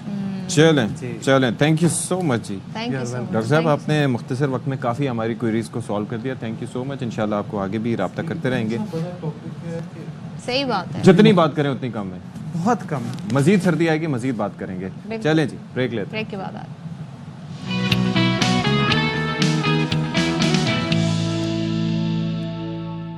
بسم اللہ الرحمن الرحیم. السلام علیکم. باخبر سویرا میں ایک بار پھر سے آپ سب کا, سجنوں متروں دیویوں, سب کا خیر مقدم ہے جی. اور بالآخر ہم یہ ہے کہ بھائی وہ انڈر 19 میں آپ نے دیکھا ہماری ٹیم نے کیا مارا, زبردست یار. آپ T20 والے میچ کی بات اوئے ہوئے ہوئے, زمبابوے کو بھی کیا زبردست. نہیں T20 نہیں تھا وہ, ODI تھا. اور اس کے اندر دیکھیں T20 نہیں تھا, نہیں انڈر 19 کی بات کر رہا ہوں, جس میں پاکستان نے مارا انڈیا کو, اور اس میں شاہزیب نے سکور کیے 159, اور اس میچ میں ہم نے انڈیا کو شکست دی. تو بڑی خوشی ہوئی جی مجھے اس کو دیکھ کے, بڑا اچھا ہوا. مطلب انڈیا سے جہاں جہاں ہمارا مقابلہ ہو پائے, ویسے تو وہ آنے سے انکاری ہیں, اور ہائیبریڈ کی تیاری ہے یا نہیں ہے واللہ علم. تو لیٹس سی واٹ ہیپنز. پتہ نہیں کیا ہوگا, سنا ابھی انتظار کریں. انتظار کی جو پالیسی ہے نا, یہ مجھے سمجھ نہیں آ رہی ICC کی, اور دیکھتے ہیں کیا فیصلہ ہوتا ہے. اچھا جی, اس سے پہلے کہ سیگمنٹ کی طرف آگے بڑھیں تو کچھ اپڈیٹس ہیں وہ آپ کو بتا دیتے ہیں. GHQ حملہ کیس اڈیالہ جیل میں قائم. انسداد دہشت گردی عدالت میں آج تمام ملزمان پر فرد جرم عائد کیے جانے کا امکان ہے. تو عدم حاضری پر ملزمان کے وارنٹ جاری اور ضمانت منسوخ کیے جانے کا بھی امکان ہے, اور یہ سماعت جو ہے وہ 11 بجے ہوگی. یہ 11 بجے کا وقت مقرر کیا گیا ہے. اچھا جی, اب یہاں پر ہم بتائیں کہ فیصل چودھری نے انسداد دہشت گردی کی خصوصی عدالت کے باہر گفتگو کی ہے. کہا آج GHQ حملہ کیس میں فرد جرم کے لیے سماعت اڈیالہ جیل میں رکھی گئی ہے. کوشش کے باوجود ہماری بانی PTI سے ملاقات نہیں کرائی جا سکی. پچھلے 3-4 دن سے جو ریمانڈ پر رکھا ہوا ہے, ریمانڈ آج ختم ہو رہا ہے. ریمانڈ کی ایکسٹینشن یا ہماری تو یہ ریکویسٹ ہوگی کہ جوڈیشل کیا جائے تاکہ خان صاحب کی بیل اس میں موو کی جائے. اس کے بعد یہ جو باقی 14 مقدمات ہیں جس میں فرد جرم کے لیے رکھا ہے جکان ہے, اور آج اگر وہ ملاقات نہیں کرنے دیں گے تو ہماری پٹیشن بھی تیار ہے ہائی کورٹ کے لیے, اور ہم امید کرتے ہیں کہ عمران خان صاحب سے آج ملاقات ہوگی. اور مجھے سمجھ میں نہیں آئی کہ اتنے دن انہوں نے ملاقات کیوں روکی رکھی ہے. اس کی 2 ہی وجوہات ہو سکتی ہیں, یا تو دے ور ٹرائنگ ٹو بریک ہم, جو کہ امپاسبل ہے. عمران خان جتنے اسٹرانگ نروس کے آدمی ہیں یہ انڈر ایسٹیمیٹ کرتے ہیں और दूसरा ये है कि उनका कोई एक्शन प्लान फर्दर जो है वो सामने ना आए। इंशाल्लाह आज इमरान खान साहब से मिलेंगे और जो सूरत हाल होगी वो उनके सामने रखेंगे, फिर वो जो बात करेंगे वो आपके साथ हमेशा की तरह शेयर कीजिए। अच्छा जी, चलिए अब बताते हैं एक बड़ा मसला लोगों को आ रहा है और वो है जी इंटरनेट की जो सर्विस है वो बदस्तूर बहुत मसला slow है। और मसला ये है कि जो लोग इंस्टाग्राम यूज कर रहे थे उनको भी बहुत मसला नहीं चल रहा पेश ना, आ रहा है। सदब, आपके नहीं चल रहा है? नहीं नहीं बिल्कुल चल भी रहा। नहीं, और कभी तो वो चल पड़ता है और मोस्ट ऑफ द टाइम वो नहीं चलता है। तो सूरत हाल ये है कि सोशल मीडिया एप्लीकेशंस VPN के इस्तेमाल पर जी अब उनका चलना मुश्किल हो गया है। VPN लगा के भी लोग नहीं उसको यूज़ कर पा रहे हैं। इंटरनेट की रफ्तार सुस्त होने से Facebook, TikTok, Instagram, WhatsApp services मुतासर हो रही है। लोग वॉइस नोट जो हैं उनके नहीं डाउनलोड हो रहा है, पिक्चर भेज रहे हैं, वीडियोस भेज रहे हैं, वो डाउनलोड नहीं हो रही।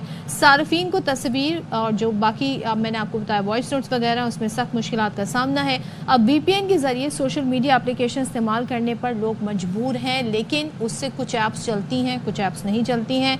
हुकूमत ने VPN की रजिस्ट्रेशन जारी रखने का फैसला किया है और इंटरनेट की सुस्त रवी और बंदिश के बायस पाकिस्तानी मईशत को भी, जैसे कि बताते हैं एक्सपर्ट्स इस हवाले से, यौमिया अरबों रुपए का क्योंकि कम्युनिकेशन इज द की। कोई आपको वॉइस नोट भेज रहा है क्योंकि आपको समझाना चाह रहा है, आपको वॉइस नोट नहीं मिल पा रहा। कोई आपको तस्वीर भेजना चाह रहा है कि आई वांट दिस, या कोई भी अपने एंड यूज़र कोई भी चीज़ भेज रहा है, आप तक वो नहीं पहुंच पा रही। और दिक्कत उसमें यह है कि आप क्लिक करते रहे, वो चरखी घूमती रहेगी और कुछ होगा नहीं। एक आम सारिफ ही इंस्टाग्राम को यूज़ नहीं कर रहा। बिजनेस जो ओनर हैं वो अपना बिजनेस इंस्टाग्राम के ज़रिए, फेसबुक के ज़रिए, इवन व्हाट्सएप पे भी बिजनेस ग्रुप बने हुए होते हैं, बिजनेस बाकायदा अकाउंट्स होते हैं। तो इससे भी लोगों को नुकसान हो रहा है। आपका फ्रीलांस वर्कर है उसको भी बहुत ज़्यादा इस वक्त। और इसमें कहा यह जा रहा है कि ये जो लैंडलाइन पे ब्रॉडबैंड इंटरनेट है इस पे कोई कदगन नहीं है, गालिबन PTA का कहना है। और आप ये देखिए कि हर जगह ही मुश्किल है और हर कोई एक तरह की सर्विस तो ज़ाहिर है इस्तेमाल नहीं करता। तो इस पर ज़रा बात कर लेते हैं। वज़ारत IT ये बताने से कासिर है कि मसला कब तक हल होगा, ये मसला कब तक होगा, और शुरू से ये बताने से कासिर हैं। तो सज्जाद मुस्तफ़ा साहब हमारे साथ मौजूद हैं जो कि चेयरमैन पाशा हैं। Thank you so much Sajjad साहब, आपने हमारे लिए वक्त निकाला। ये फरमाइएगा कि ये बड़ी मुश्किल हो रही है, एक तो आम सारिफ को हो ही रही है, लेकिन हम आपस में डिस्कस कर लेते हैं कि भाई तस्वीर नहीं जा रही, ये नहीं जा रहा, रोज़मर्रा के मामलात भी उससे मुतासर होते हैं। लेकिन ये जो VPN रजिस्ट्रेशन के हवाले से बात हो रही थी, तो अब कहाँ तक वो बात पहुँची है? क्या आप लोगों को भी उतनी ही परेशानी हो रही है या रजिस्ट्रेशन पर कोई बात हो पाई है? आप लोग अपना मौक़िफ़ पहुँचा पाए हैं? कुछ सुनवाई हुई है? जी हम लोगों ने अपना मौक़िफ़ मिनिस्ट्री को और PTA को और सारे इदारों को बताया था कि करंट जो VPN वाइट लिस्टिंग का जो तरीका बताया गया है वो तरीका शायद प्रैक्टिकल नहीं है, और उसमें कुछ लीगल नुकात भी थे जी, इन द सेंस के इस वक्त जो पीका के लॉज हैं वो पीका के लॉ आपको कंटेंट ये कहते हैं कि ये चीज़ आप नहीं देख सकते, उस पर गवर्नमेंट बैन लगा सकती है पर टूल पे नहीं लगा सकती। अच्छा। तो उन्होंने लीगल ओपिनियन के लिए किया है और हमें यकीन है कि लीगल ओपिनियन भी मिनिस्ट्री ऑफ लॉ से यही आएगी कि जो हमारे मुल्क के कवानीन हैं वो नहीं इजाज़त देते कि हुकूमत VPN को बैन कर सके, क्योंकि वो एक टूल है ना। ये अगर आपकी गाड़ी से एक्सीडेंट हो जाए या कोई बंदा गलत गाड़ी चला रहा तो आप गाड़ी बैन नहीं करते, आप वो एक्ट बैन करते हो कि जी आप गाड़ी से कत्ल नहीं कर सकते। यही हमारा स्टांस था और मुझे यकीन है कि मिनिस्ट्री ऑफ लॉ भी इसी नतीजे पे पहुंचेगी। सजाद साहब मुझे एक चीज़ ज़रा समझा दें, बुनियादी ये जो बात हो रही है VPN के रजिस्ट्रेशन की, एक तो मुझे बताइएगा इससे होगा क्या, रजिस्ट्रेशन से क्या हुकूमत अचीव करेगी, और दूसरे ये रजिस्ट्रेशन के बाद क्या प्रोसेस डिफरेंट हो जाएगा, कुछ अप्लाई करना पड़ेगा कि भाई जी मैंने ये एप्लीकेशन ये VPN डाउनलोड करना है तो किसी की परमिशन चाहिए होगी अदर देन उस ऐप की परमिशन के अलावा? जी VPN जो होता है ये एक डेटा सिक्योरिटी का टूल होता है जो डेटा को इनक्रिप्ट कर देता है या ऐसा बना देता है जो कोई पढ़ नहीं सकता। इस वक्त जो करंट रजिस्ट्रेशन का तरीका है वो ये है कि आप जहाँ से जो बंदा जो आपका स्टैटिक IP है, जो डेस्टिनेशन IP है जहाँ पे आप जा रहे हैं, या आप उसको रजिस्टर करते हैं कि जी मैं इस पर्टिकुलर IP पे जा रहा हूँ, या ये आप अपना जो बंदा जा रहा है वो एक स्टैटिक एक फिक्स्ड IP लेता है। नॉर्मल यूजर्स ये नहीं करते, ये कंपनीज ही ले सकती हैं। नॉर्मल यूजर्स का डायनामिक IP होता है, तो आम यूजर्स तो फिर शायद नहीं इस्तेमाल कर सकेंगे। मैं जो चीज पूछना चाह रही हूँ मैं ये पूछना चाह रही हूँ, फर्ज करें मेरे पास ऐसा VPN है जो रजिस्टर्ड है, उससे हुकूमत क्या हासिल कर पाएगी, हुकूमत के पास क्या इंफॉर्मेशन होगी उससे? आपका VPN بھی رجسٹر ہوگا. مور دین دیٹ جی آپ کو اپنا آئی پی رجسٹر کرنا پڑے گا. جو کرنٹ طریقہ ہے وہ یہ ہے کہ آپ کا فون یا آپ کا جو ایکسیس ہے, آپ کا لیپ ٹاپ یا فون یونیکلی آئیڈینٹیفائڈ ہوگا کہ ادھر سے نکلا اور ادھر گیا. اچھا, تو وہ چیز ممکن نہیں ہے کرنا, بیکاز آپ کتنے کریں گے. میرا پاکستان کے اندر اگر ہم اپنی بزنس کمیونٹی پرائیویٹ یوزرز کو چھوڑ دیں, بزنس کمیونٹی کو ہی لیں تو تقریباً 2.3 ملین تو فری لانسرز ہیں, اور یہ وہ لوگ ہیں جو فکس فری لانسرز ہیں. اس کے علاوہ بھی آپ دیکھیں تو تقریباً اتنے ہی دوسرے بھی ہیں جو اپنی انکم جنریٹ کرتے ہیں اس کے تھرو. ایک اور چیز ہے, میں اسی سے کتنے کریں گے آپ, تو یہ پاسبل. صدف کے سوال سے جڑا ایک سوال میرے پاس بھی ہے کہ اگر فرض کریں آپ نے کہا ڈیوائس بھی اس میں ہوگی, جو آئی پی ہوگا, ہر ڈیوائس کا الگ آئی پی ہوتا ہے یا آپ کے انٹرنیٹ کنیکشن کا وہ آئی پی ہوگا اور سیپریٹ ڈیوائسز کے لیے وہ ضروری نہیں ہوگا, تو پھر ہر کسی کے ڈیوائس کی الگ رجسٹریشن ہوگی؟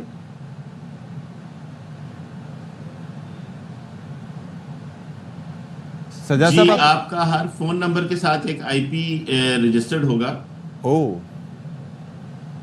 تو یعنی کہ ایک شخص کے کئی آئی پی, جو بھی آپ کا ایکسس کا ڈیوائس ہے اس کا ایک اسٹیٹک آئی پی ہوگا. جی لیکن آپ نے کہا یہ پاسبل نہیں ہے, کیوں پاسبل نہیں ہے یہ بھی ذرا بتاؤ. جی وہ اتنے اسٹیٹک آئی پیز ملک میں موجود ہی نہیں ہیں. اور جو ہماری آئی ٹی, میں تو صرف انڈسٹری کے پرسپیکٹو سے ہی کہہ سکتا ہوں کہ انڈسٹری کے لیے یہ پرٹیکولر اپروچ شاید پریکٹیکل نہیں ہے. ہم نے خیر ایک آلٹرنیٹ اپروچ بھی دی ہے, ابھی تو خیر لیگل معاملہ ہو گیا ہے بیکاز لیگلی اپیرنٹلی رائٹ ہی نہیں ہے. وہ کیا ہے؟ بٹ اس کا ایک آلٹرنیٹ اپروچ بھی ہے جس سے نیشنل سیکیورٹی کے معاملات بھی حل ہو جاتے ہیں اور آپ کا وی پی این کی ڈسرپشن بھی نہیں آتی اینڈ یوزر کو. وہ کیا ہے؟ اور وہ طریقہ یہ ہے کہ آپ, جی سر, وہ ہم نے جو ریکمینڈ کیا ہے اور اس پہ ہمیں بہت خوشی ہوئی ہے کہ گورنمنٹ اس کو بڑی پازیٹیولی دے رہی ہے. ٹھیک ہے, وہ یہ ہے, یہ وہی طریقہ ہے جو انڈیا, بنگلہ دیش, سری لنکا, باقی تمام ممالک, آئرلینڈ وغیرہ نے کیا. وہ یہ کہ آپ کے وی پی این سروس پرووائڈرز ہوتے ہیں, جیسے آپ کے انٹرنیٹ سروس پرووائڈرز ہوتے ہیں, کچھ آپ کے وی پی این سروس پرووائڈرز ہوتے ہیں. آپ 15, 20, 50, 100 جتنے بھی چاہیں وہ سروس پرووائڈرز ملک میں آ کے اپنا کام شروع کرتے ہیں, اور وہ پھر اور جو ڈیٹا کی ریکوائرمنٹ ہوتی ہے وہ سروس پرووائڈرز کی ذمہ داری ہوتی ہے, نہ کہ اینڈ یوزر کی. اچھا, تو مجھے آپ کو اور عام عوام کو اس میں کوئی امپیکٹ نہیں ہوتا. واٹ ہیز ہیپنڈ ریسنٹلی, ایسا کیوں ہے کہ انسٹا آپ کا نہیں چل رہا, واٹس ایپ پہ وائس نوٹ نہیں ڈاؤن لوڈ ہو رہا ہے, کوئی پکچر نہیں آپ بھیج سکتے, یہ تو ریسنٹ ہو رہا ہے, اس سے پہلے تک تو معاملہ صرف ایکس کی حد تک تھا. جی ہم نے پوچھا ہے, آلدو جو ہماری فکس لائنز پہ تو اتنا پرابلم نہیں ہے, جو ہمارے اکثر کمیونٹی کے پاس ہوتی ہیں, لینڈ لائن براڈ بینڈ جسے کہتے ہیں. جی جو ہمارے ورک فرام ہوم پہ یوزرز ہیں ان کو دقتیں ہو رہی ہیں, especially on WhatsApp and all. تو ہم نے جو پوچھا ہے تو ہمیں بتایا گیا ہے کہ ایک اس وقت کچھ انفراسٹرکچر امپروومنٹس ہو رہی ہیں. اچھا, تو بینڈوڈتھ میں اضافہ ہو رہا ہے, کچھ اس قسم کی چیزیں ہو رہی ہیں, تو ہمیں تو یہ بتایا گیا. تو آپ پوچھتے کس سے ہیں ویسے سجاد صاحب؟ جی ہم منسٹری آف آئی ٹی سے پوچھتے ہیں, پی ٹی اے سے پوچھتے ہیں, بہت سارے مختلف.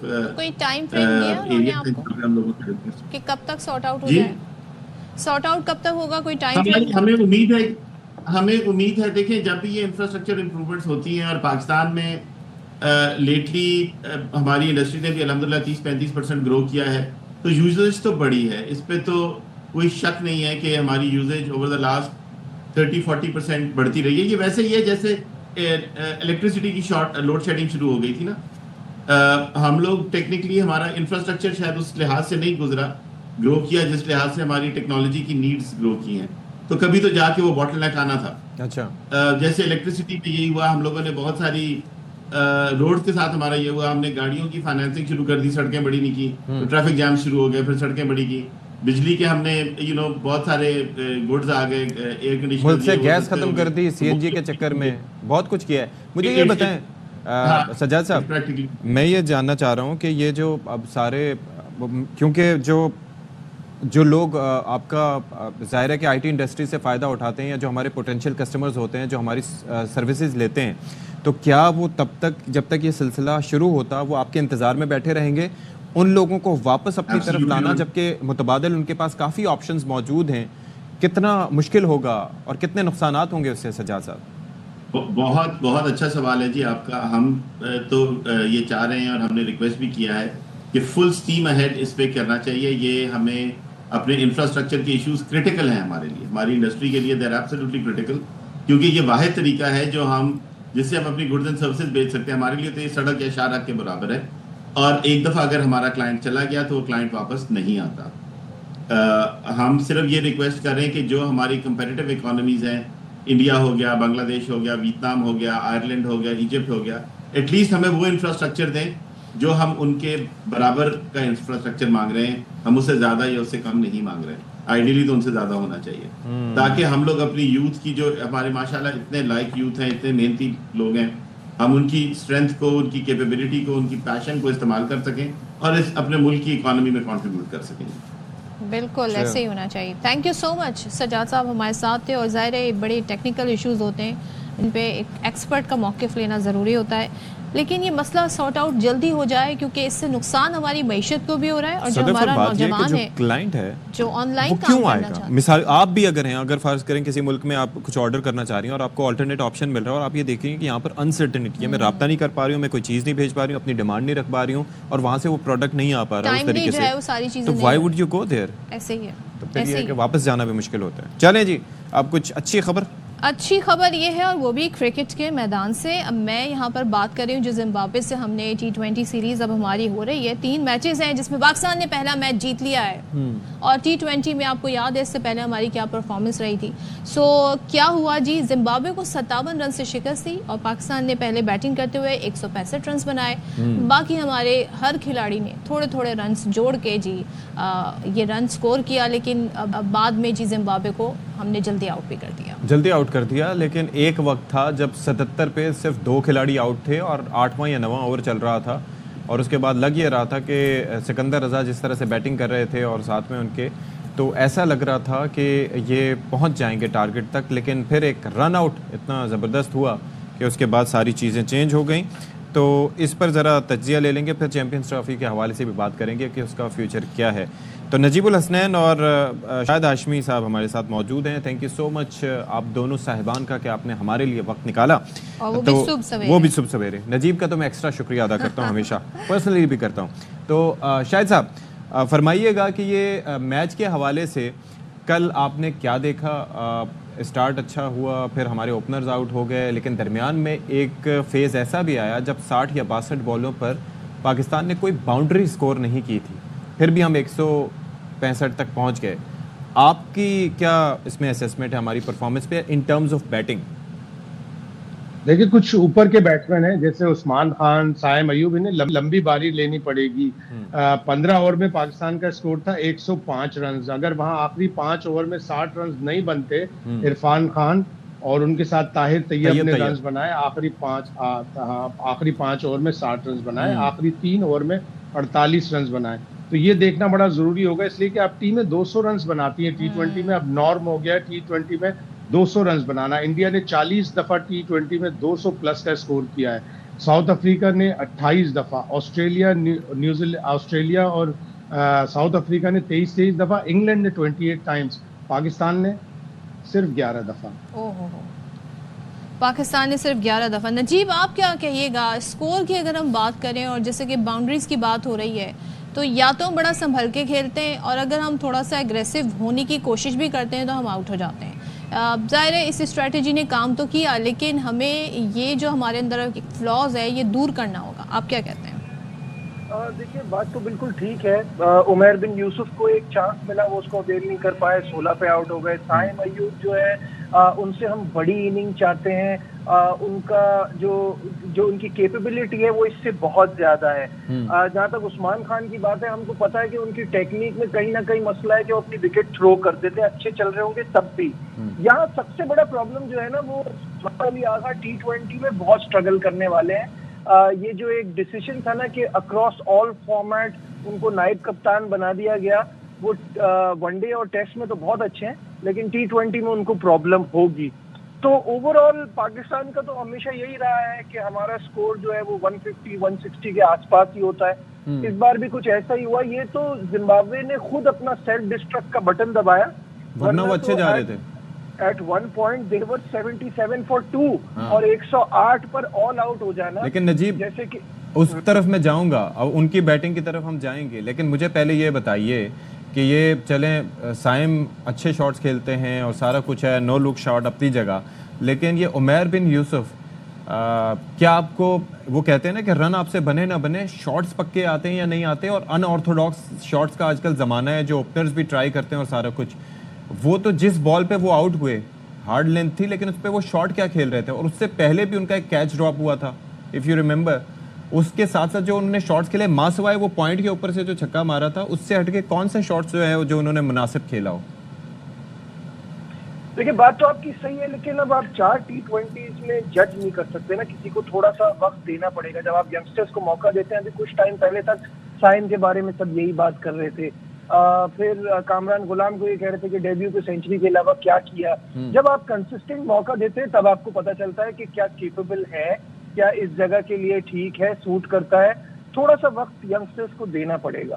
لیکن شاہد صاحب یہ ان آرتھوڈاکس شاٹس کی میں بات کر رہا ہوں, وہ تو شروع سے ہی آپ کو پتہ لگ جاتے ہیں کہ کسی کے اندر یہ ٹینڈنسی ہے شاٹس کھیلنے کی, کس بال پہ کون کیا شاٹ. اچھی بال تو کسی کو بھی پڑ سکتی ہے, لیکن جس طرح کے شاٹس عمیر سے آپ نے, اب ظاہر ہے کہ پاکستان میں ٹیلنٹ کی کمی نہیں ہے, لیکن کیا ہمارے ہاں اس طرف توجہ دی جاتی ہے کہ دنیا تو اب 360 کی طرف جا رہی ہے.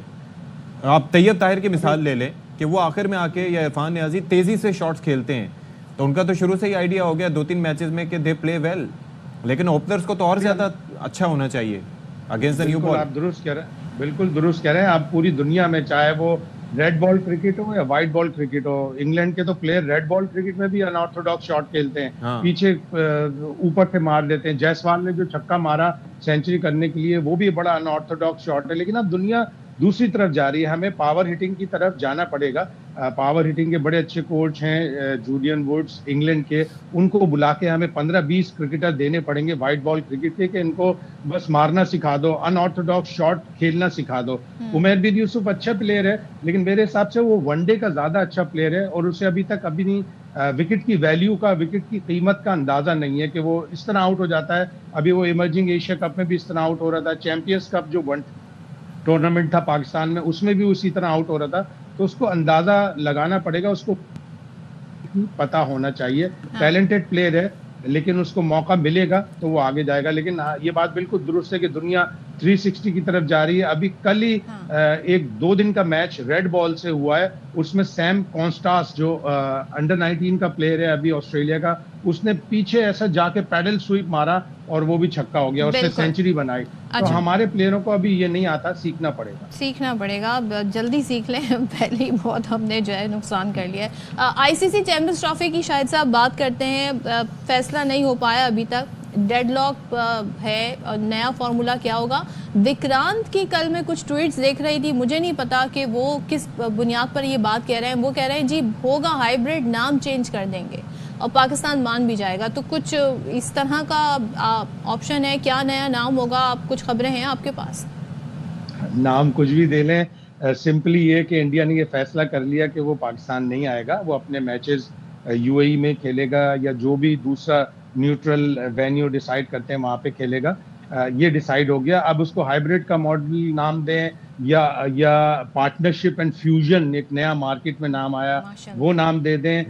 پاکستان کو انہوں نے بند گلی میں لے جا کے کھڑا کر دیا تھا, لیکن پاکستان نے بھی اپنے ٹھوس موقف سے کچھ چیزیں منوا لینی ہے. پاکستان یہ کہہ رہا ہے کہ اگلے 3 سال یعنی جو براڈ کاسٹ رائٹس کی جو ڈیل کی ٹینیور ہے 2027 تک, اس میں پاکستان بھی انڈیا نہیں جائے گا. تو انڈیا اس لیے مان لے گا کہ 2026 کا یہ ایک ٹورنامنٹ T20 ورلڈ کپ ہے, اس میں 2 ہوسٹ ہیں, انڈیا اور سری لنکا. تو پاکستان کو سری لنکا میں ڈال دیں گے. اگر پاکستان کی ٹیم اتنی اچھی ہوئی کہ وہ فائنل تک گئی تو پھر مسئلہ ہوگا, اور پھر پاکستان اپنے اس موقف پر قائم رہے کہ اگر T20 ورلڈ کپ کے فائنل میں پاکستان جاتا ہے. چیئرمین پی سی بی کون ہوگا؟ چلیں چیئرمین پی سی بی کی بات ہوئی تھی, ذرا سن لیتے ہیں وہ اس سارے سچویشن میں کیا کہہ رہے ہیں, پھر اس پہ سوال کرتے ہیں. چلیں جی, یہ سلسلہ ہے. تو نجیب ذرا بتائیے گا پھر کیا ہوگا پھر آگے. اب ہائیبرڈ نہ صحیح کچھ اور صحیح, لیکن یہ طے ہے کہ پھر انڈیا نہیں آ رہا یہاں پر. Partnership and fusion, very nice. کوئی فوڈ فیسٹیول لگ رہا ہے یہ تو مجھے کل ایک نئی چیز پتہ چلی ہے, اور وہ یہ ہے کہ ہائیبرڈ کو ہائیبرڈ نہ کہنے سے وہ ہائیبرڈ نہیں رہتا.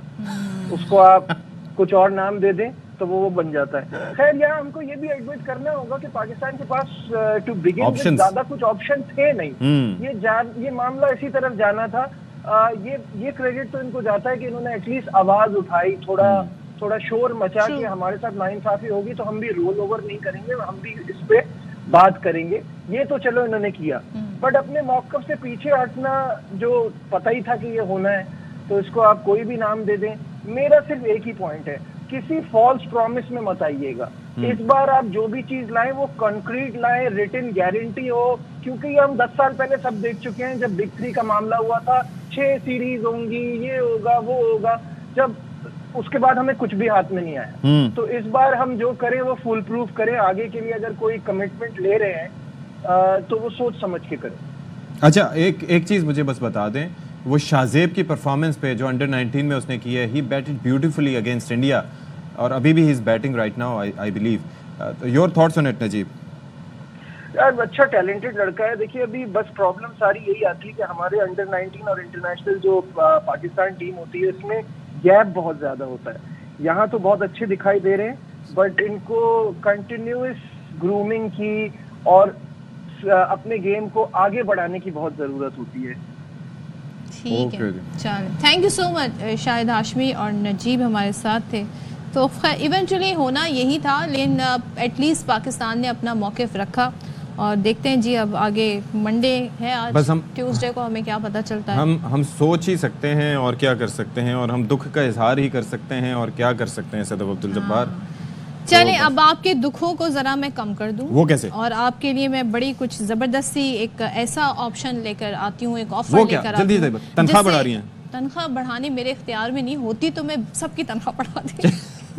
میں ایسی سی او بنتی کہ میں سب کی تنخواہ بڑھا دیتی, اور پھر کمپنی جو ہے نا وہ ڈوبنا شروع ہو جاتی. خیر, میں جو یہاں پر بات کر رہی ہوں وہ یہ ہے کہ آج کے زمانے میں جو اتنی مہنگائی ہے, ہم تصور بھی نہیں کر سکتے کہ ہم گولڈ کا کچھ بنا لیں. میجورٹی کی میں بات کر رہی ہوں, ایسے ہی ہے. لیکن یہاں پہ میں آپ کو گولڈ سیو کرنے کا آپشن بتا رہی ہوں, اور وہ کیسے, کہ کس طرح کر سکتے ہیں. وہ آپ اپنی شاپ, یعنی آپ شاپنگ بھی کر رہے ہیں اور گولڈ سیو بھی کر رہے ہیں. وہ کیسے, ایسے کیسے ہو سکتا ہے؟ یہ کیسے ممکن؟ یہ ایسے ممکن ہے, بتائیں. وہ ایسے ممکن ہے کہ جی آپ اور ہمارے ناظرین آپ شاپنگ کر سکتے ہیں, گولڈ سیو کر سکتے ہیں, اور کتنا کریں گے؟ 80%. لیکن یہ کیسے ممکن ہے صدف؟ How is that possible? تو دنیا کی جو سب سے پہلی اور بڑی ایک یونیک آفر کی میں بات کروں گی, گولڈ سیونگ ایگزیبیشن ہونے جا رہی ہے.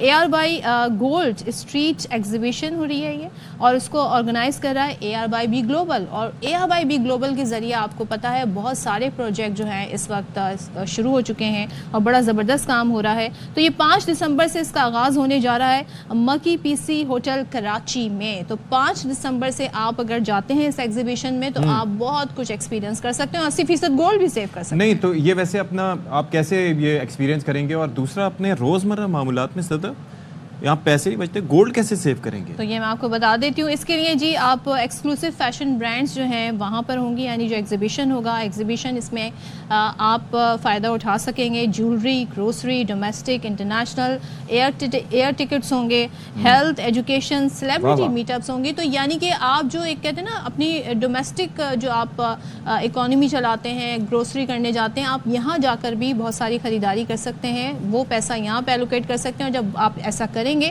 تو آپ 80% گولڈ سیو کر سکیں. چلے زبردست. تو پھر آپ سب اپنے دوستوں اور فیملی کے ساتھ ضرور جائیں AR گولڈ اسٹریٹ ایگزیبیشن میں, اور شاپنگ پر کریں سیو ان گولڈ. تو یہ بڑا اچھا ہے بھائی, زبردست ہے جی, جانا چاہیے. تو ہم نے آپ کو کتنی زبردست ٹپ بتائی ہے, کتنا فائدہ آپ اٹھا سکتے ہیں. 5 دسمبر سے ایگزیبیشن شروع ہونے جا رہی ہے, تو آپ اس سے بھرپور فائدہ اٹھائیے. جائیں جی, گولڈ بچائیں. مہنگا ہو رہا ہے ویسے بھی بہت زیادہ. بریک لیتے ہیں.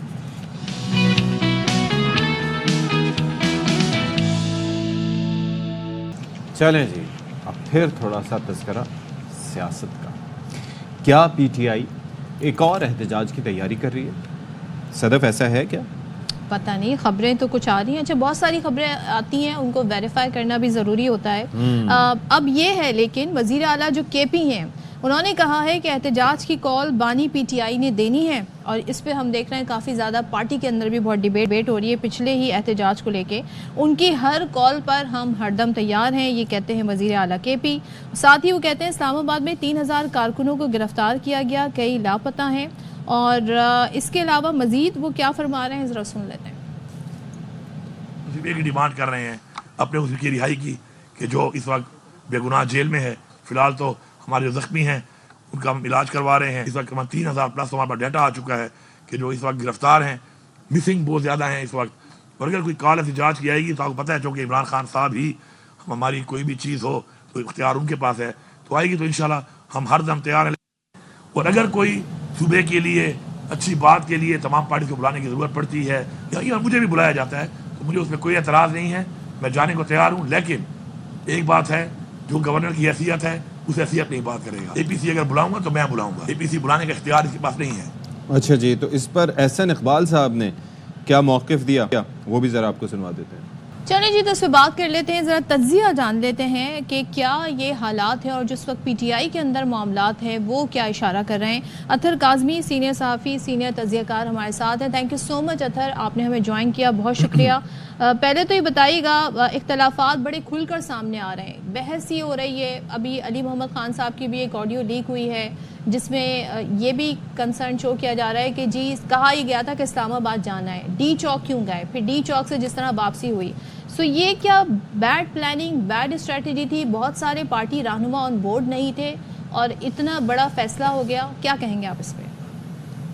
जी बिल्कुल सदफ, आप दुरुस्त फरमा रही हैं कि कहीं ना कहीं प्लानिंग का फुकदान था, बहुत सारे लोग कन्विंस्ड नहीं थे, इसी वजह से आपको पाकिस्तान तहरीक इंसाफ की जो मेन स्ट्रीम क़यादत है, टियर 1 की क़यादत है, वो आपको इस्लामाबाद में नजर नहीं आई। बुशरा बीबी के साथ भी कंटेनर पे एक दो लोग खड़े थे और उनके हवाले से भी बुशरा बीबी ने बताया कि मैंने उनको कहा कि इधर आओ, आप लोग क्यों नहीं ऊपर आ रहे कंटेनर के। तो इसमें तो कोई दो राय नहीं है कि प्लानिंग कहीं ना कहीं जो है वो सही तरीके से नहीं हुई। और अब बहुत सारी चीजें सामने आ रही हैं कि जमात के अंदर शायद इसके ऊपर इख्तलाफ भी था। और उसके बाद फिर जिस तरह के पाकिस्तान तहरीक इंसाफ कह रही है कि खुदा न खास्ता अली अमीन साहब पर हमला हुआ है, बुशरा बीवी को मारने की कोशिश की गई है, खुदा न खास्ता। लेकिन अगर आप देखें, खैबर पख्तूनख्वा में अली अमीन ने एक भी मुकदमा दर्ज नहीं करवाया, एक भी FIR दर्ज नहीं करवाई। इल्जामात तो लगा रहे हैं लेकिन कोई कानूनी कार्रवाई इनकी तरफ से नहीं। अच्छा साहब, एक और चीज़ भी है कि जो ट्रस्ट डेफिसिट अब कारकुनान का है, आप ये देखिए कि अली अमीन गंडापुर साहब जब जा रहे थे कहीं पे तो कारकुन उनको जाने नहीं दे रहे थे कि हमें पता है आप वापस नहीं आओगे, और ही हैज़ अ हिस्ट्री इस तरह की। फिर वहाँ पर जब इस पे भी इख्तलाफ के जी आपने किस जगह बैठना है और किस जगह नहीं बैठना, बानी के फैसले को सुपरसीड किया गया या राय सही तरह नहीं पहुँची, फिर कारकुनान first year leadership, second year leadership का वहाँ मौजूद ही ना होना, और फिर जो मौजूद थे उनका भी वहाँ से कारकुनान को छोड़कर चले जाना। तो ये सारी चीज़ें कैसे उन्होंने, जब इतने इख्तलाफात थे तो फिर उन्होंने तय क्यों किया कि वहाँ पर जाना है और इतनी बड़ी कॉल देनी है लोगों को, दोबारा कैसे निकालेंगे इतने लोगों को? देखिए, इसमें तो कोई दो राय नहीं। जो सती आप कह रहे हैं कि बिल्कुल प्लानिंग का फुकदान लगा, और जिन लोगों ने आके बैठना होता है या धरना देना होता है उनके साथ कोई प्लानिंग होती है, कोई तैयारी होती है, लेकिन वो तैयारी नजर नहीं आई। उधर जितने भी सहाफ़ी गए, मैं खुद उधर गया, मुझे यही लगा कि कारकुनों को नहीं पता कि हमने क्या करना है। अब दूसरी बात कि क्या लोग दोबारा निकलेंगे, लेकिन असल इशू ये है कि इस वक्त इमरान खान और कारकुन बीच में कुछ भी नहीं है। टू बी ऑनेस्ट, जब भी इमरान खान सब कॉल देंगे, ये नहीं हो सकता कि लोग नहीं निकलेंगे, बड़ी तादाद में निकलें, कम निकलें, लोग जरूर निकलेंगे। इसलिए कि असल इशू अभी भी वहीं पे है। लेकिन वो मैसेज कोई तो कन्वे करेगा। अब ट्रस्ट किस पे करेंगे कारकुन? बुशरा बीबी साहिबा के किरदार से बहुत सारे पार्टी रहनुमा जो हैं वो खाइफ नजर आते हैं। एक तो उनका रोल क्या होगा, फिर अली मोहम्मद खान कह रहे हैं कि हम कोई मौरूसी पार्टी नहीं है, तो अलीमा खान के बारे में अली मोहम्मद कह रहे हैं कि जी मौरूसी पार्टी नहीं है, तो वो क्यों आके ऐलान कर रही हैं? तो ये जो कारकुन है, ज़ाहिर लीडरशिप तो जेल में है, तो ये मैसेजिंग फिर होगी किसके जरिए? देखिए, ये मैसेजेस इन्हीं लोगों के थ्रू होगी, चाहे वो खान साहब के खानदान के लोग हों या फिर उनकी जमात के लोग हों, इन्हीं के थ्रू होगी। होता ये है कि जब बाहर मैसेज आता है उसमें समटाइम कंफ्यूजन क्रिएट हो जाती है, और इसी वजह से इमरान खान साहब अपनी बहनों को भी बता देते हैं, अपने लीडरान को भी बता देते हैं और दीगर लोगों को भी, वकला को भी, तो वो ताकि सही मैसेज कारकुनों तक पहुंच जाए। तो message as long as message पहुंचेगा, वो किसी के भी थ्रू पहुंचे, तो मेरे ख्याल में जब भी वो एहतजाज की कॉल देंगे, वो ये कहना कि अब बिल्कुल जमात। अतर साहब, इसके अंदर क्वेश्चन यहीं पे आता है, मैंने खावर घुमन साहब से पहले ये सवाल किया था जब अभी 24 नवंबर का ये सिलसिला नहीं था। मैंने कहा कि अगर एक पैगाम मैं उनको देता हूँ कि वो काशिफ साहब को दे दें, सदफ भी उनको एक पैगाम देती हैं, या मुख्तलिफ पैगाम मुख्तलिफ लोगों को देते हैं, तो ये सोशल एक्सपेरिमेंट भी इस पर किया गया था। वो पैगाम अपने सही मतन के साथ नहीं पहुँचता, हर किसी की इंटरप्रिटेशन उसमें डिफरेंट होती है, और उसी का नतीजा आपने देखा कि लोग बानी के कहने के बावजूद कि आपने संगजानी जाना है, इस्लामाबाद आना है, कुछ लोग D चौक पहुँचे, कुछ लोग कह रहे हैं कि जी हमें यकीन ही है, और मरकज़ी क़यादत वहाँ पर पहुँची ही नहीं। तो ये ऑलरेडी तजुर्बा हो नहीं चुका?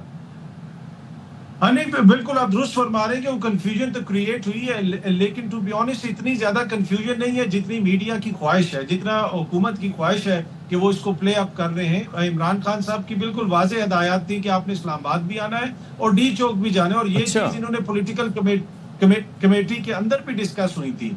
असल में इशू ये है कि कुछ लीडरान ऐसे हैं जिनके ऊपर जो है अब कारकुनों को एतमाद नहीं है। जिस तरह शुरू में भी सदफ ने जिक्र किया कि अली अमीन जो है वो 2-3 दफा जो उनका किरदार है वो बिल्कुल सामने है। इसी तरीके से एक दो शख्सियात हैं, बैरिस्टर सैफ हो गए, उनके हवाले से तहफ़्फ़ुज़ात का इजहार है। लेकिन अगर आप बैरिस्टर गौर आके बात करते हैं सकते हैं, अलीमा खान साहबा करती हैं, बुशरा बीबी करती हैं, शाह महमूद कुरैशी करते हैं, तो वहां पे मुझे कोई कंफ्यूजन नजर नहीं आ रही कि वो जो भी कहेंगे मेरे ख्याल पे वो पैगाम पहुंच जाएगा। एक चीज़ बताइएगा अतहर के बुशरा बीबी का सियासी रोल अब क्या है? वैसे इस एहतजाज से पहले एक उनकी वीडियो आ जाती है, उनका स्टेटमेंट सामने आ जाता है जिसपे बहुत सारे लोगों ने तनकीद भी की कि ये बिल्कुल भी मुनासिब नहीं था।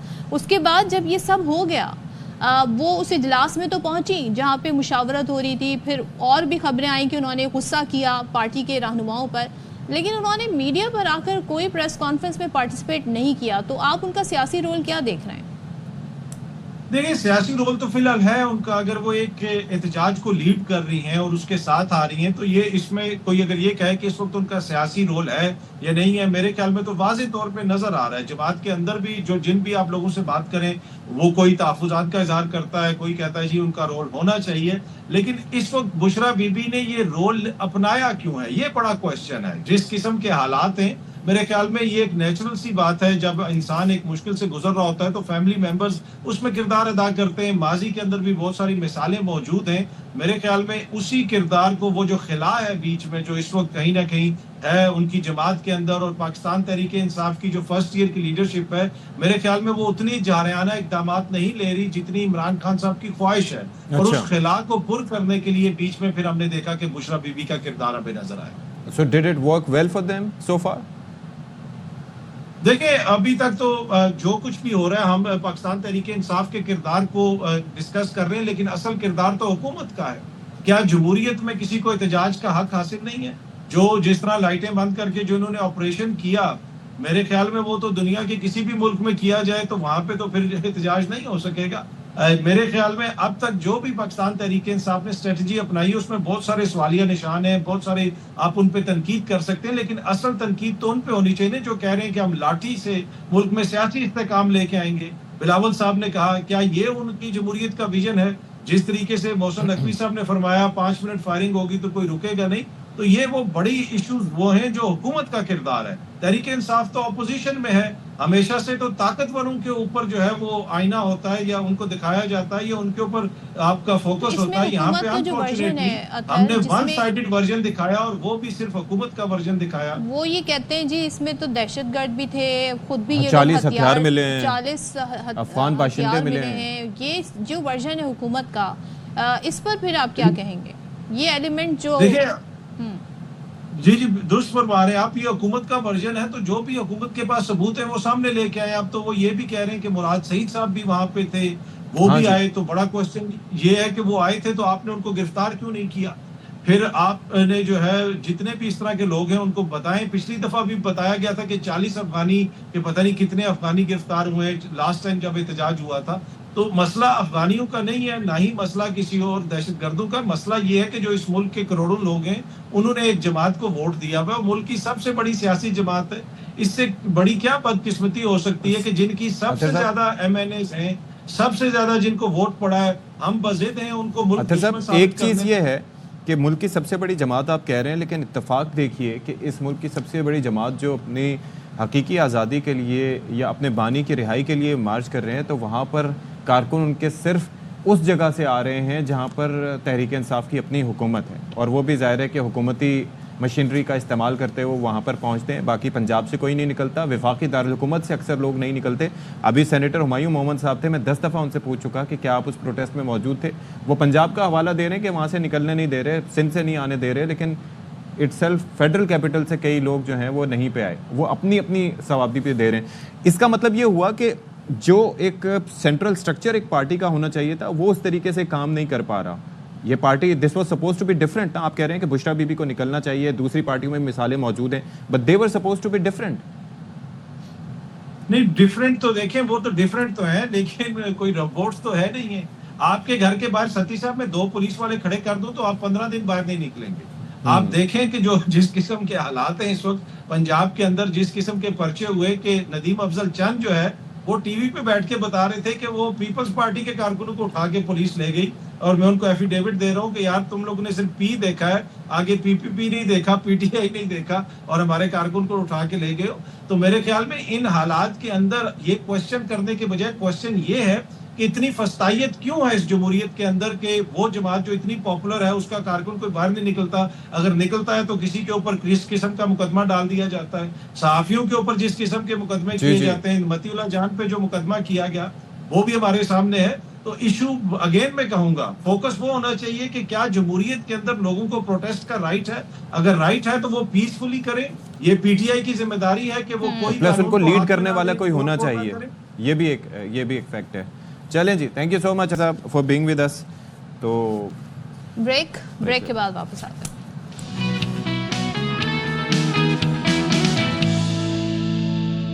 Welcome back once again. اور یہاں پر ہم بات کریں گے خواتین کو با اختیار بنانے کے لیے ضروری ہے کہ ان کو ایسی سہولتیں دی جائیں کہ وہ بآسانی اپنے گھر سے اپنی ورک پلیس پہ یا اپنے اسکول, کالج, یونیورسٹی جا سکیں. تو اب بلوچستان حکومت نے خواتین کو با اختیار بنانے کے لیے اقدامات کیے ہیں. ملازمت پیشہ خواتین اور طالبات کو پنک اسکوٹیز دینے کا فیصلہ کیا گیا ہے, اور اسکیم کے تحت بلوچستان میں جو خواتین ہیں جو ملازمت پیشہ ہیں, جامعات, کالجز, سیکنڈری اسکولز کی طالبات ہیں, ان کو اسکوٹیز دی جائیں گی. چلیں جی, تو عطیہ اکرم اس سے متعلق ہمیں مزید بتا رہی ہیں. تو کتنی تعداد ہے جی ان اسکوٹیز کی جو کہ دی جائیں گی, اور کیا طریقہ کار اس کا ہوگا عطیہ؟ جی بالکل, اشفاق اور صدف, بڑا ایک بہترین منصوبہ متعارف کروانے جا رہی ہے حکومت بلوچستان.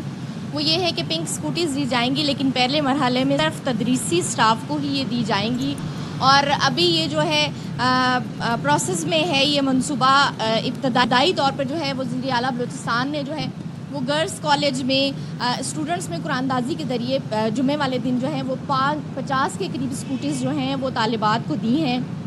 اور یہاں پر انہوں نے یہ بھی کہا کہ وہ چاہتے ہیں کہ بلوچستان کی جتنی خواتین اور اسپیشلی جو بچیاں ہیں, انہوں نے کہا کہ یہ تمام ان کی بیٹیاں ہیں, اور وہ چاہتے ہیں کہ ان کی بیٹیاں جو ہیں وہ کسی کی محتاج نہ ہوں, اور دیگر شہروں کی طرح یا اگر دیگر ممالک کی طرح کہہ لیا جائے تو پاکستان کی اور اسپیشلی بلوچستان کی خواتین بھی اتنی خود مختار ہوں کہ انہیں گھر سے باہر جانے کے لیے, کالجز جانے کے لیے, اور اسپیشلی جو تدریسی اسٹاف ہے اسے اپنے اسکول, کالج یا اپنے مدرسے کی طرف جانے کے لیے کسی بھائی, والد یا کسی اور کا جو ہے وہ انتظار نہ کرنا پڑے. نمبرز کیا ہیں اس میں جب ہم نے اس وقت بچیوں سے بھی بات کی تو وہ بہت خوش تھیں. اور اگر یہاں پر ہم بات کریں کہ یہ کس طریقے سے ہوگا تو یہ ابھی تک پروسیس میں ہے.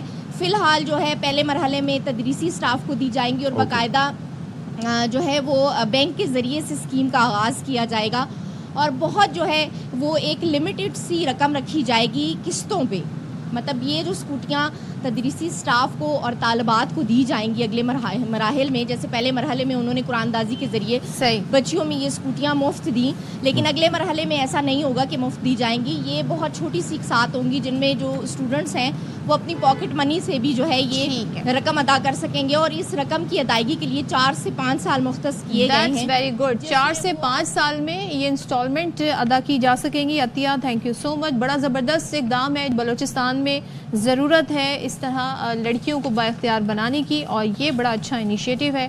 تو دیکھتے ہیں جی اس پر عمل درآمد ہوتا ہے تو کیا اس کے رزلٹ آتے ہیں. اچھا جی, اب ہمارے پاس ہے جی تذکرہ کرنے جا رہے ہیں تھوڑی سی ہیریٹیج کا. اپنی پشاور میں دریائے باڑا ہے, اور اس پر بنایا گیا 400 سال پرانا سیٹھیاں پل مغلیہ اور اسلامی فن تعمیر کا بہترین نمونہ ہے. ابھی بھی قائم ہے جی, تو پرانا ہے اس لیے قائم ہے. تو اس پر رپورٹ کر رہے ہیں نواب شیر۔ پشاور میں دریائے باڑہ کی لہروں پر 400 سال پرانا سیٹیان پل منفرد فن تعمیر کا عظیم شاہکار ہے، جس کو پہلے مغل پل کہا جاتا تھا۔ یہ پل مغلیہ اور اسلامی طرز تعمیر کی خوبصورت عکاسی کرتا ہے۔ کئی تہذیبوں اور ثقافتوں کے امین سیٹیان پل کو بعد میں پشاور کے معروف کاروباری شخصیت حاجی کریم بخش نے مرمت کیا، جس کے بعد پل کا نام سیٹیان پل پڑ گیا۔ 1629 ایڈی میں کنگ شاہجہاں کے دور میں ابو قریش نامی آرکیٹیکٹ نے اس پل کو تعمیر کیا تھا۔ اس پل کی ٹوٹل ویٹ جو ہے وہ 33 فیٹ ہے اور اس کی لینتھ جو ہے مور دین 100 فیٹ ہے۔ پل کے 12 ابی محرابوں کے نیچے سے گزرتے پانی کی لہریں نہ صرف مغلیہ دور کی یاد دلاتی ہے بلکہ اسلامی تہذیب کی بھی خوبصورت تصویر پیش کرتی ہے۔ صدیاں گزرنے کے باوجود آج بھی سیٹیان پل عظمت رفتہ کی داستان سنا رہا ہے۔ اس کو دیکھنے کے لیے کافی دور دور سے لوگ آیا کرتے تھے۔ گورنمنٹ کو چاہیے اس کی طرز و تعمیر اور رفتہ بحالی کے لیے کچھ اقدامات کرے۔ پل کے 10 میناروں پر بنے پھول نما گنبدوں میں محبت اور امن کی جھلک نمایاں ہے، جو قدیم ثقافت کی عکاسی بھی کرتے ہیں۔ یہ وہ تاریخی پل ہے جو پشاور کو کلکتہ سے ملاتا تھا، لیکن آج خستہ حالی کا شکار ہو گیا ہے۔ اس کی بحالی کے لیے خصوصی طور پر اقدامات اٹھائے جائے تاکہ یہ قومی ورثہ قائم رہ سکے۔ کیمرامین ارشد خان کے ساتھ نواب شیر، ARY نیوز، پشاور۔ ہمیں اس ہیریٹیج کو جی بچانا چاہیے، خوبصورتی یہاں پہ ایکسٹینسو اس کی ریپیئرمنٹ ہونی چاہیے اور اس کو بچا کے محفوظ کر کے 450 سال پرانا ہے اور ابھی تک قائم ہے۔ اور آپ ہسٹری چیک کریں کہ پشاور کو کولکتہ سے ملاتا تھا۔ کمال ہے جی۔ چلے جی، اب کیا ہے آپ کے پاس؟ اچھا جی، اب ہم تو خیر سردی سے لطف اندوز نہیں ہو رہے، لیکن مری میں برف بھی ہے، وہاں پہ سردی بھی بہت ہے، اور ایسے میں بائکرز وہاں پر جی بڑے زبردست طریقے سے فراٹے بھرتی بھی ہیوی بائکس کے ساتھ آپ دیکھ رہے ہیں، گھوم رہے ہیں، لیکن یہاں پہ برف نہیں۔ لیکن آپ یہ بائکس دیکھیں، ہارلے ڈیوڈسن، یہ اچھی خاصی مہنگی ہے یہ بائکس، اور کیا انجوائمنٹ ہے بھائی، زبردست طریقے سے۔ مطلب اس بائک پہ آپ بیٹھے ہیں تو ایسا لگتا ہوگا جیسے گاڑی میں بیٹھے ہوئے سفر کر رہے ہیں۔ کیا انداز ہے، کیا طریقہ کار ہے، اور واہ واہ واہ واہ، کمال ہے جی۔ اووے نے اتنے سڑی ہونڈا سیوٹ 70، کیا بات ہے۔ تو یہ تمام ترجیح ہم نے پورے ٹائر کے ساتھ پہنچے ہوئے جی، مزیدار طریقے سے۔ پورا گروپ ہے ان کا بائکرز کا، یہ اکثر میں دیکھتا ہوں کراچی میں بھی کچھ گھومتے ہوئے نظر آتے ہیں، تو اچھا ذرا ہم آپ کو کچھ بھارت سے بتا دیتے ہیں۔ ایک شخص جیل سے اس کی رہائی ہوئی، اس نے خوشی کا کیسے اظہار کیا، ذرا آپ یہ دیکھیں ڈانس کر کے۔ اچھا یہ مجھے مائیکل جیکسن کے ڈانس اور کچھ انڈین ڈانس کا ایک کمبینیشن فیوژن لگ رہا ہے۔ آپ کو یاد ہے فیوژن مجھے یہاں پہ نظر آ رہا ہے، اور پولیس والے بھی بڑے محظوظ ہو رہے ہیں۔ بہرحال آزادی کی خوشی ایسے ہی ہوتی ہے۔ پتہ چلے نقص امن کے خدشے کے پیش نظر پھر سے اندر لے جائیں اس کو، باقی ڈانس وہاں پر۔ اچھا جی، تو اب کلوزنگ کا وقت آ گیا ہے، ہم سے اجازت چاہنے کا وقت آ گیا۔ دل تو نہیں کرا، لیکن پھر بھی وقت کی کمی ہے۔ آپ سے پھر ملاقات ہوگی، زندگی رہی تو انشاءاللہ۔ اللہ حافظ۔